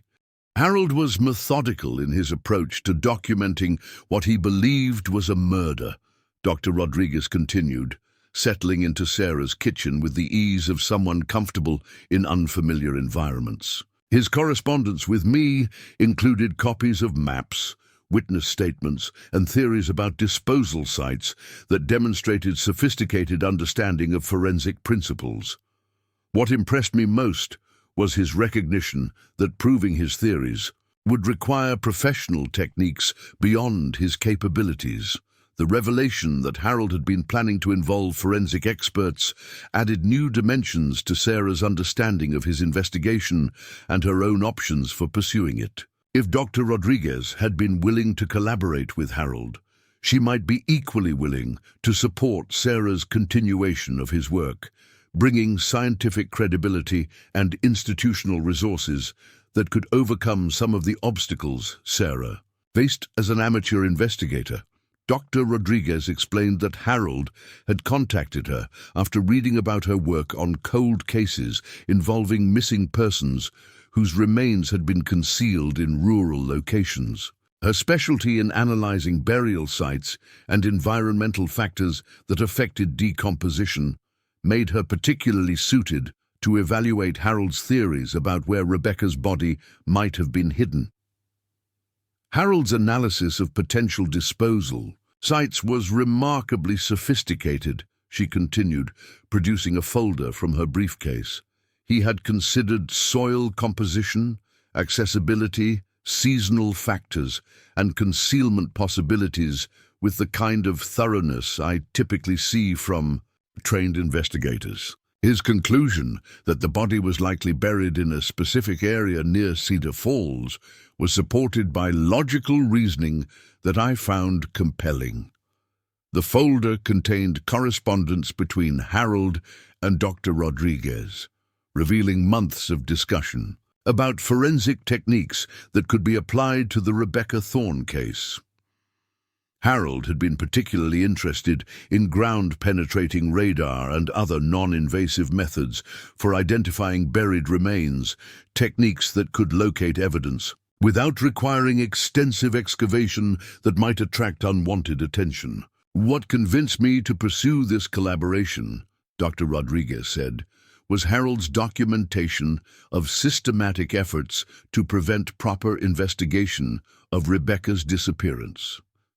The pattern he identified, witness intimidation, evidence suppression, official discouragement of thorough inquiry, is consistent with cases I've encountered where powerful interests worked to conceal homicides. Sarah shared her own recent experiences with Sheriff Henshaw and the anonymous threats she had received, providing Dr. Rodriguez with current evidence that the same forces Harold had identified were still active and still committed to preventing resolution of Rebecca's case. The anthropologist's expression grew more serious as she absorbed the implications of continued intimidation efforts. The persistence of organized resistance to investigation suggests that people with significant stakes in keeping this case unsolved are still in positions of influence, Dr. Rodriguez observed. That's both concerning from a safety perspective and encouraging from an investigative standpoint, because it indicates we're pursuing lines of inquiry that someone considers genuinely threatening to their interests. Dr. Rodriguez's willingness to become involved, despite the obvious risks, provided Sarah with the kind of professional validation she had been seeking. Unlike Sheriff Henshaw's dismissive attitude toward amateur investigation, Dr. Rodriguez treated Harold's research with the respect due to careful, methodical work that had identified genuine inconsistencies in the official handling of Rebecca's disappearance. The anthropologist's next revelation proved even more significant. Harold's final communication with me included GPS coordinates for what he believed was Rebecca's burial site, along with detailed analysis of why that location was the most likely choice for someone familiar with the local terrain. He had planned to request my assistance in conducting a professional survey of the area, but his illness prevented us from scheduling that work. Sarah felt her pulse quicken at the possibility of finally locating physical evidence that could transform Harold's theories into provable facts. Are you still willing to conduct that survey? And would any evidence we might find be admissible in a legal proceeding? Those are exactly the right questions, Dr. Rodriguez replied approvingly. Yes, I'm prepared to conduct a professional forensic survey of the site Harold identified, using university resources and following protocols that would make any discoveries legally admissible. However, we would need to coordinate with law enforcement authorities to ensure proper chain of custody for any evidence we might uncover. The requirement for official cooperation presented obvious complications given Sheriff Henshaw's hostility to renewed investigation of Rebecca's case. Dr. Rodriguez acknowledged this challenge, but suggested alternative approaches that might bypass local resistance while maintaining legal validity. We could approach the state police or FBI with Harold's research and our preliminary findings, she explained. Federal authorities have jurisdiction over cases involving public corruption, and the evidence you've described regarding financial irregularities in the school district would provide grounds for their involvement. Once federal investigators are engaged, local authorities would have limited ability to obstruct the investigation. The possibility of federal involvement opened new avenues for Sarah's investigation while potentially providing protection against the kind of local intimidation she had been experiencing. Federal agents would be less susceptible to community pressure and more capable of conducting thorough investigations despite resistance from local officials or prominent citizens. There's another factor that makes federal involvement attractive, Dr. Rodriguez added.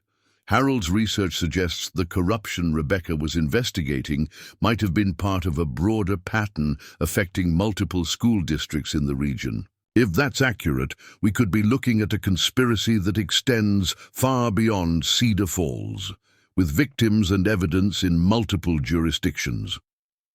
This revelation added new urgency to Sarah's investigation while providing strategic advantages for overcoming local resistance. If Rebecca's murder was connected to multi-jurisdictional corruption, the case would automatically attract federal attention and resources that local authorities couldn't suppress or control. Dr. Rodriguez spent the remainder of the afternoon reviewing Harold's files with Sarah, identifying specific pieces of evidence that would be most compelling to federal investigators, and discussing strategies for presenting the case in ways that would maximize the likelihood of official action. Her professional expertise provided context for Harold's work that transformed isolated observations into a coherent narrative of corruption, cover-up, and murder. Harold was closer to solving this case than he probably realized, Dr. Rodriguez concluded. His documentation of financial irregularities, witness intimidation, and official obstruction provides the foundation for a federal investigation that could expose not just Rebecca's murder, but the broader conspiracy that motivated it. As evening approached, Sarah and Dr. Rodriguez developed a concrete plan for moving the investigation forward. They would compile Harold's evidence, along with Sarah's recent discoveries, into a comprehensive package for federal authorities, emphasizing the multi-jurisdictional aspects that would justify federal involvement and the ongoing obstruction that required outside intervention. We'll also need to document the current intimidation efforts you've experienced, Dr. Rodriguez noted. Federal investigators take witness intimidation seriously, particularly when it's being coordinated with local law enforcement. Sheriff Henshaw's attempts to discourage your investigation could actually strengthen our case for federal intervention. The plan required careful timing and coordination to prevent local authorities from learning about federal involvement until it was too late to interfere effectively. Dr. Rodriguez would make initial contact with federal agents through official university channels, presenting the case as academic research into historical corruption that had uncovered evidence of ongoing criminal activity. Once federal agents are briefed on the evidence, they'll make their own decisions about how to proceed, Dr. Rodriguez explained. But cases involving murdered whistleblowers and systematic corruption tend to receive priority attention, particularly when there's evidence of ongoing obstruction by local officials. Sarah felt simultaneously relieved and terrified by the prospect of escalating her investigation to federal levels. While federal involvement would provide protection and resources she couldn't access independently, it would also make her activities impossible to conceal and would inevitably provoke more serious retaliation from those who had worked for decades to keep Rebecca's murder hidden. There are risks, Dr. Rodriguez acknowledged, reading Sarah's expression accurately. Once we involve federal authorities, there's no going back to quiet, independent research. Everyone with stakes in this case will know that serious investigation is underway, and they'll respond accordingly. Some of that response might be directed at you personally. The warning echoed David Kellner's observations about the persistence of powerful interests in preventing resolution of Rebecca's case. But Sarah also recognized that those same interests would continue to threaten her safety as long as she possessed Harold's evidence and continued asking dangerous questions. Federal involvement might actually provide more protection than continued amateur investigation that could be suppressed through local pressure. I think we need to move quickly, Sarah decided. The longer we delay, the more time our opponents have to prepare countermeasures or eliminate evidence. If Harold was right about Rebecca's burial site, physical evidence might still be recoverable if we act soon. Dr. Rodriguez agreed, proposing a timeline that would have federal agents briefed within a week and potentially conducting preliminary interviews with key witnesses within 2 weeks. The accelerated schedule would minimize opportunities for obstruction, while maximizing the element of surprise that could be crucial for overcoming decades of successful concealment. As Dr. Rodriguez prepared to leave, she made a final observation that crystallized the significance of Sarah's decision to continue. Harold's work. Rebecca Thorne died trying to protect students from the consequences of adult corruption and greed. Harold Mitchell spent years seeking justice for a woman he never met because he believed truth mattered more than comfort. You have the opportunity to complete their work and ensure that Rebecca's sacrifice wasn't meaningless. The weight of that responsibility settled on Sarah's shoulders as she watched Dr. Rodriguez drive away into the gathering darkness. She had begun this investigation as a grieving widow seeking purpose and distraction from her loss, but it had evolved into something far more significant, a chance to deliver justice that had been denied for 35 years and to expose corruption that might still be affecting other communities. The security cameras around her property showed no signs of surveillance. But Sarah knew that her collaboration with Dr. Rodriguez would soon become known to those who had been monitoring her activities. The anonymous threats and official pressure she had experienced were likely to escalate as federal involvement became imminent, forcing her to make final decisions about how far she was willing to go in pursuit of answers that others had killed to keep hidden. As Sarah secured her house for the night, she reflected on the transformation her life had undergone since first discovering Harold's hidden room. She had evolved from passive victim of circumstance to active agent of justice, from isolated widow to leader of an investigation that might expose decades of corruption and deliver long overdue accountability for Rebecca Thorne's murder. The risks were undeniable, but so was the opportunity to make a difference that would extend far beyond her own grief and adjustment to rural life. Tomorrow would bring new challenges, as federal investigators began reviewing evidence that local authorities had spent 35 years trying to suppress. But tonight, Sarah felt the satisfaction of knowing that Rebecca Thorne's story would finally be told by people with the authority and resources to demand answers from those who had thought themselves above accountability. The escalation Sarah had anticipated came not through anonymous threats or official warnings, but through a coordinated assault on her credibility and reputation that began within hours of Dr. Rodriguez's departure. By morning, Sarah discovered that someone had been busy overnight, spreading carefully crafted rumors designed to isolate her from the community support she had been building and undermine her investigation before federal authorities could become involved. Margaret Walsh called at 7 in the morning, her voice tight with concern and confusion. "Sarah, I need to ask you about some disturbing stories that are circulating around town. People are saying you've been making wild accusations against respected community members, claiming there's some kind of conspiracy involving the school board and the sheriff's department.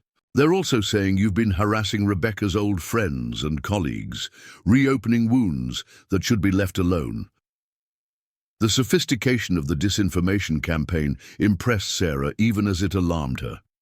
Someone had accurately identified the key relationships that supported her investigation and had moved quickly to poison those connections with precisely crafted lies that contained enough truth to seem credible while distorting her activities and motivations beyond recognition. "Margaret, none of that is accurate," Sarah replied, working to keep her voice calm despite her growing anger. "I've been respectful in all my interactions, and I've made no accusations that aren't supported by documented evidence. Someone is deliberately spreading false information to discredit my research and isolate me from people who might provide support or information." Margaret's relief was audible, but her next words confirmed Sarah's worst fears about the effectiveness of the rumor campaign. "I'm glad to hear that, but I have to tell you that several people have already cancelled their library cards rather than be associated with someone they think is cooperating with your investigation." Harriet Sullivan called the library board this morning, demanding that I be disciplined for providing assistance to what she called a disturbed outsider who's harassing grieving families. The attack on Margaret demonstrated the ruthlessness of Sarah's opponents and their willingness to damage innocent people who had shown any sympathy for her investigation. This escalation, beyond direct intimidation of Sarah herself, suggested desperation and resources that confirmed Harold's theories about organized conspiracy involving multiple prominent community members. Sarah's phone rang repeatedly throughout the morning as the rumor campaign spread through Cedar Falls' efficient gossip network. David Kellner called to report that his insurance office had received several cancellations from longtime clients who apparently disapproved of his cooperation with Sarah's investigation. Even Catherine Peterson, who managed the hardware store, called to warn that customers were asking pointed questions about Sarah's activities and expressing concern about the disruption she was supposedly causing in their peaceful community. The most disturbing call came from Dr. Rodriguez, whose voice carried professional concern tinged with personal disappointment. "Sarah, I've received some troubling information about your activities in Cedar Falls that makes me question whether our collaboration is appropriate. Several people have contacted the university expressing concerns about my involvement with what they describe as harassment of community members and reckless accusations against local officials." Sarah realized immediately that her opponents had moved beyond local rumor-mongering to direct interference with her federal alliance, potentially derailing the investigation before it could gain official momentum. The coordination required to identify Dr. Rodriguez's involvement and contact university administrators within hours, suggested surveillance capabilities and influence networks that extended far beyond what she had previously imagined. "Dr. Rodriguez, I understand your concerns, but I think you're seeing exactly the kind of organized resistance to investigation that convinced Harold this case involved powerful people with much to lose if the truth came out," Sarah replied, fighting to maintain the professional relationship that represented her best hope for achieving justice. "The fact that they've moved so quickly to attack both of us suggests we're approaching something they're desperate to keep hidden." The anthropologist's hesitation suggested she was weighing conflicting information and institutional pressures that could force her withdrawal from the investigation, despite her intellectual conviction that Harold's research deserved professional attention. "I need to be very careful about the university's reputation and my own professional standing. If there's any possibility that your investigation involves harassment or unfounded accusations, I can't afford to be associated with it." Sarah spent 20 minutes carefully explaining her actual activities and providing context for the rumors that were circulating, emphasizing the respectful nature of her interactions with community members and the documentary evidence that supported her theories about corruption and cover-up. She also shared Sheriff Henshaw's attempts to discourage her investigation and the anonymous threats she had received, painting a picture of coordinated intimidation that matched the current disinformation campaign. "What you're describing is exactly what I would expect from people trying to suppress investigation of serious crimes," Dr. Rodriguez acknowledged, her professional judgment reasserting itself despite institutional pressures. "The timing and coordination of these attacks on your credibility suggests resources and organization that actually supports Harold's theories about conspiracy rather than refuting them." The anthropologist agreed to continue their collaboration, while implementing additional precautions to protect both their investigation and her professional reputation. She would document all attempts to pressure or mislead her regarding Sarah's activities, creating evidence of obstruction that could strengthen their case for federal intervention while protecting against future attacks on their credibility. By midday, Sarah realized that the rumor campaign had achieved its intended purpose of isolating her from potential allies and casting doubt on her investigation's legitimacy. The coordination and effectiveness of the attack demonstrated capabilities that went far beyond what individual guilty parties could have managed, suggesting institutional involvement that might include law enforcement, municipal government, and business networks with stakes in preventing exposure of decades-old corruption. The afternoon brought a new development that confirmed Sarah's suspicions about the scope of opposition she faced. Mayor Richard Brennan arrived at the farm, accompanied by two men he introduced as members of the town council, their serious expressions and formal manner suggesting an official delegation rather than a social visit. "Mrs. Mitchell, we've come to discuss concerns that have been raised about your activities in our community," Mayor Brennan began, his tone carrying the authority of someone accustomed to resolving disputes through official intervention. "Several residents have expressed worry about what they perceive as harassment and unfounded accusations that are disrupting the peace and harmony that Cedar Falls has enjoyed for many years."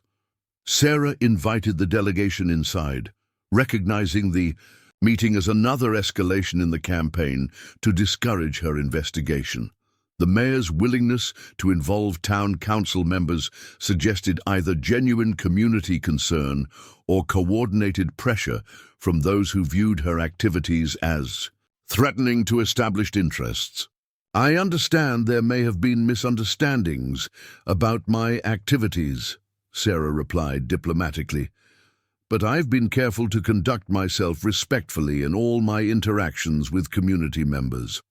I'm simply trying to understand local history, including some unsolved mysteries that continue to interest residents decades after the original events." Councilmember James Patterson, whom Sarah recognized from Harold's files as someone who had been peripherally involved in school district business during the 1980s, leaned forward with an expression of concern that seemed calculated rather than genuine. "Mrs. Mitchell, we appreciate your interest in local history, but there's a difference between casual curiosity and the kind of persistent questioning that makes people uncomfortable and reopens painful memories." The criticism echoed Sheriff Henshaw's earlier warnings while adding the weight of municipal authority to discourage her investigation. Sarah realized she was facing coordinated pressure from multiple official sources, a pattern that supported Harold's theories about institutional involvement in covering up Rebecca's murder. "I'm curious about which specific activities have caused concern," Sarah replied, testing the delegation's knowledge of her actual behavior versus the rumors that were circulating. "I want to make sure I address any legitimate issues while continuing to learn about the community I've chosen to make my home." Mayor Brennan exchanged glances with his colleagues before responding carefully. "Several people have reported feeling pressured to discuss painful memories of Rebecca Thorne's disappearance, with implications that they or their colleagues might have been involved in wrongdoing. That kind of accusatory questioning is inappropriate and harmful to people who have already suffered enough from that tragedy." The characterization bore no resemblance to Sarah's actual interactions with community members, confirming that the delegation was responding to fabricated accounts rather than genuine complaints. This suggested that the people orchestrating the campaign against her were willing to mislead municipal officials, or that those officials were themselves involved in the conspiracy to suppress investigation of Rebecca's case. "I've made no accusations and asked no accusatory questions," Sarah stated firmly. "My conversations have been respectful requests for information about historical events that remain of interest to community members. If people have been told otherwise, they've been given false information about my activities and motivations." The delegation's reaction to this direct contradiction suggested they were operating from prepared talking points rather than personal knowledge of the complaints they were supposedly addressing. Councilmember Patricia Hayes fumbled slightly as she tried to respond to Sarah's denial without revealing the source or specific nature of the allegations against her. Regardless of your intentions, Mrs. Mitchell, the effect of your activities has been to upset people and create unnecessary tension in our community. Mayor Brennan interjected, regaining control of the conversation. We're asking you to consider whether pursuing these inquiries is worth the disruption they're causing to people who just want to live in peace. The appeal to community harmony represented a more sophisticated approach than direct intimidation, framing Sarah's investigation as selfish disruption of collective tranquility rather than legitimate pursuit of justice for a murder victim. The strategy was designed to make her feel guilty for causing distress while obscuring the real reasons why powerful people wanted her investigation stopped. I understand the sensitivity of these matters, Sarah replied, but I would think a community would want to know the truth about what happened to Rebecca Thorne, particularly if there's evidence that justice was denied through official misconduct or negligence. Shouldn't the goal be accountability rather than comfortable ignorance? The question clearly struck a nerve, with all three officials shifting uncomfortably and exchanging meaningful glances that suggested they had not prepared for direct challenges to their appeal for ending the investigation. Their discomfort confirmed Sarah's suspicion that they knew more about the case than they were willing to admit. Councilmember Patterson attempted to regain the initiative. Mrs. Mitchell, we're not asking you to ignore history or avoid legitimate educational interests. We're simply suggesting that there are appropriate ways to pursue such interests that don't involve making community members feel like they're under investigation by someone with no official authority or qualifications. The criticism of her qualifications echoed Sheriff Henshaw's earlier dismissive comments, suggesting coordinated messaging designed to undermine her credibility and justify official resistance to her investigation. Sarah recognized the pattern as consistent with Harold's documentation of how Rebecca's original investigation had been discredited and suppressed. As the meeting concluded, Mayor Brennan made the delegation's expectations clear while maintaining plausible deniability about the consequences of non-compliance. We hope you'll consider our concerns and adjust your activities accordingly. Cedar Falls is a welcoming community for residents who respect local values and sensitivities, but we have limited patience for outsiders who cause unnecessary disruption or distress.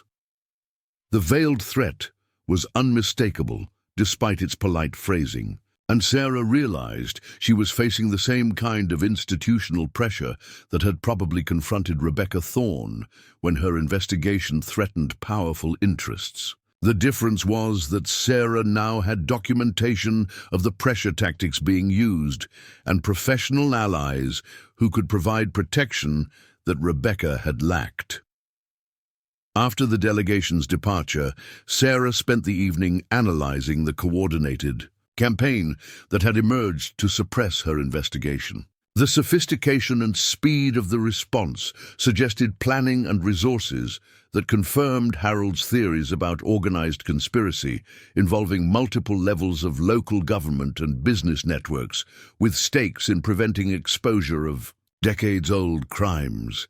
The attacks on her credibility, the isolation of her allies, and the mobilization of official pressure all followed patterns that Harold had documented in his research into how Rebecca's original investigation had been neutralized. The difference was that Sarah now understood the tactics being used against her and had allies with federal connections who could provide protection and resources that local authorities couldn't suppress. As she prepared for what she knew would be an intensifying campaign to force her withdrawal from the investigation, Sarah reflected on the courage Rebecca Thorne had shown in pursuing her investigation despite similar pressure. The young teacher had ultimately paid with her life for her commitment to exposing corruption, but her sacrifice had provided Harold with the foundation for decades of research that was now bearing fruit through Sarah's continuation of the work. Federal involvement that Dr. Rodriguez was arranging would soon make local suppression efforts irrelevant. But Sarah recognized that the period before federal protection became effective would be the most dangerous phase of her investigation. The people who had killed Rebecca and covered up their crime for 35 years were clearly prepared to use whatever means necessary to prevent exposure, and Sarah's escalating visibility made her an increasingly attractive target for more direct forms of intimidation. The breakthrough that would finally expose 35 years of carefully buried secrets came not from Sarah's investigation or Dr. Rodriguez's forensic expertise, but from an unexpected source that Harold's meticulous research had never identified. 2 days after the town council's intimidating visit, Sarah received a call from a woman whose trembling voice carried decades of suppressed guilt and fear. "My name is Linda Morrison, and I think it's time someone knew what really happened to Rebecca Thorne," the caller said, her words barely audible above the sound of her own labored breathing. "I've been carrying this burden for 35 years, and I can't take it to my grave knowing that poor girl never got justice."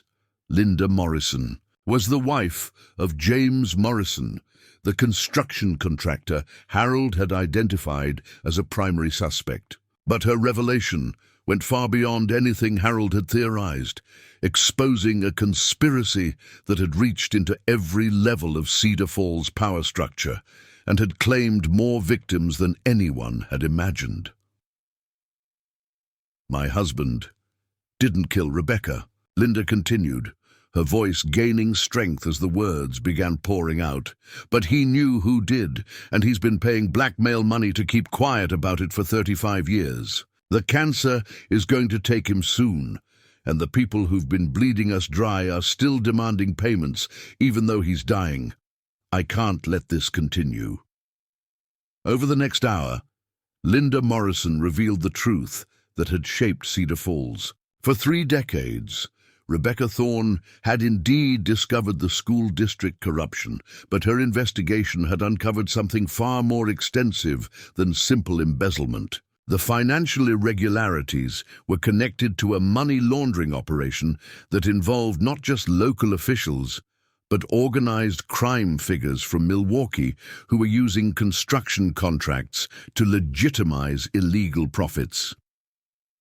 Rebecca's fatal mistake had been confronting the wrong person with her evidence. Instead of approaching state education officials as she had planned, she had been manipulated into meeting with someone she believed was a fellow whistleblower. That person was actually Sheriff Deputy Carl Brennan, the current mayor's brother, who had been coordinating the money laundering scheme and serving as the criminal's contact within law enforcement. Rebecca went to that meeting thinking she was finally going to get help exposing the corruption, Linda sobbed. Instead, she walked into a trap. Carl killed her that night and buried her body where they thought no one would ever find it. Then they spent years making sure anyone who asked too many questions would be silenced or discredited. Linda's husband had witnessed Rebecca's murder accidentally while conducting surveillance of a construction site where he suspected equipment theft. Carl Brennan had discovered James's presence and forced him into silence through threats against his family, but had also demanded regular payments to ensure his continued cooperation. The blackmail had continued for decades, funded through inflated contracts and fraudulent billing that perpetuated the very corruption Rebecca had died trying to expose. Harold Mitchell got close to the truth, but he never realized that Carl Brennan was the killer, Linda continued. When Harold started asking too many questions, they made sure his cancer treatments were delayed and his insurance claims were denied. They didn't have to kill him outright. They just had to make sure he died before he could prove what he suspected. Sarah felt a chill as she realized that Harold's death had not been natural, but rather the result of systematic medical sabotage designed to eliminate him while maintaining plausible deniability. The revelation added another dimension to the conspiracy and another victim to the crimes that had been covered up for decades. Linda Morrison's confession provided the missing pieces that transformed Harold's theories into prosecutable crimes. She had documentation of the blackmail payments, recorded conversations with her husband about the murder, and most crucially, the exact location where Rebecca's body had been buried, information that differed slightly from Harold's educated guesses, but was specific enough to guide recovery efforts. Dr. Rodriguez's federal contacts moved with remarkable speed once presented with Linda Morrison's evidence. Within 48 hours, FBI agents were conducting simultaneous raids across Cedar Falls, arresting Carl Brennan, current Sheriff Henshaw, who had been protecting his predecessor's crimes, Mayor Brennan, and 6 other individuals connected to the money laundering operation. The discovery of Rebecca Thorne's remains, exactly where Linda Morrison had indicated, removed any doubt about the truth of her confession. Forensic evidence confirmed that Rebecca had been murdered, and additional investigation revealed the scope of the criminal network that had controlled Cedar Falls for decades through intimidation, corruption, and violence. Sarah watched from her farmhouse as news trucks descended on Cedar Falls, transforming the quiet rural community into the center of a national story about small-town corruption and a murder that had been hidden for 35 years. The investigation expanded rapidly as federal authorities uncovered evidence of similar operations in neighboring counties, validating Harold's suspicions about the broader scope of the conspiracy. David Kellner called Sarah on the morning the arrests were announced, his voice thick with emotion as he processed the news that Rebecca's killer had finally been identified and would face justice. "She would have been so proud of you," he said. "Rebecca always believed that truth would eventually triumph over corruption, even when it seemed impossible. You made that belief a reality." Margaret Walsh emerged as a local hero when the investigation revealed that her years of quietly preserving documentation had provided crucial evidence for the federal prosecution. The library she managed became a symbol of institutional integrity in a community where many institutions had been compromised by criminal influence. The trials that followed dominated local and regional news for months, revealing the full extent of the conspiracy and the multiple victims who had suffered from decades of organized criminality disguised as civic leadership. Linda Morrison's testimony proved crucial in securing convictions, and her courage in coming forward was recognized with witness protection and relocation assistance that finally freed her from the fear that had dominated her life. Sarah found herself thrust into an unwelcome spotlight as the investigation's catalyst, but she deflected media attention to focus on Harold's decades of dedicated research and Rebecca's sacrifice in pursuing justice for her students. The hidden room in Harold's shed became a shrine to persistent investigation, and Harold's methods were studied by law enforcement agencies dealing with similar cold cases. 6 months after the arrests, Sarah stood in the Cedar Falls Cemetery, beside Rebecca Thorne's newly marked grave, finally able to visit the young teacher who had inspired so much courage and determination. The community had raised funds for a memorial that honored Rebecca's commitment to education and justice, transforming her from a missing person into a symbol of integrity and sacrifice. Dr. Rodriguez approached Sarah after the memorial service, carrying news that would provide the final validation of Harold's work. The university wants to establish a fellowship program for cold case investigations, funded by the recovered assets from the criminal conspiracy. It will be called the Harold Mitchell Fellowship for Forensic Justice, recognizing his contribution to solving crimes that others had given up on. As Sarah drove back to the farm that had become her permanent home, she reflected on the extraordinary journey that had begun with a simple decision to clean out an old shed. She had discovered that rural retirement could be more meaningful and impactful than any career she had previously imagined, and that ordinary people could achieve extraordinary justice when they refused to accept comfortable lies. The farm's hidden room remained preserved as Harold had left it, but now it served as a resource for other families seeking answers about missing loved ones. Sarah had found her true calling as an advocate for the forgotten and disappeared, using the skills and determination that grief had awakened to pursue truth wherever it might lead. Thank you for following Sarah's incredible journey from grieving widow to crusader for justice. Her story reminds us that sometimes the most important discoveries happen when we least expect them, and that ordinary people can accomplish extraordinary things when they refuse to give up on truth and justice. If this story resonated with you, we'd love to hear about it in the comments below.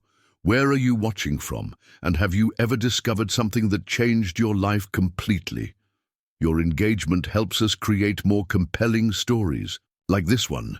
Don't forget to subscribe and hit that notification bell so you never miss our latest investigations into mysteries, true crime, and incredible real-life stories that prove truth is often stranger than fiction. Tomorrow we have another fascinating case that will keep you on the edge of your seat. Trust us, you won't want to miss it.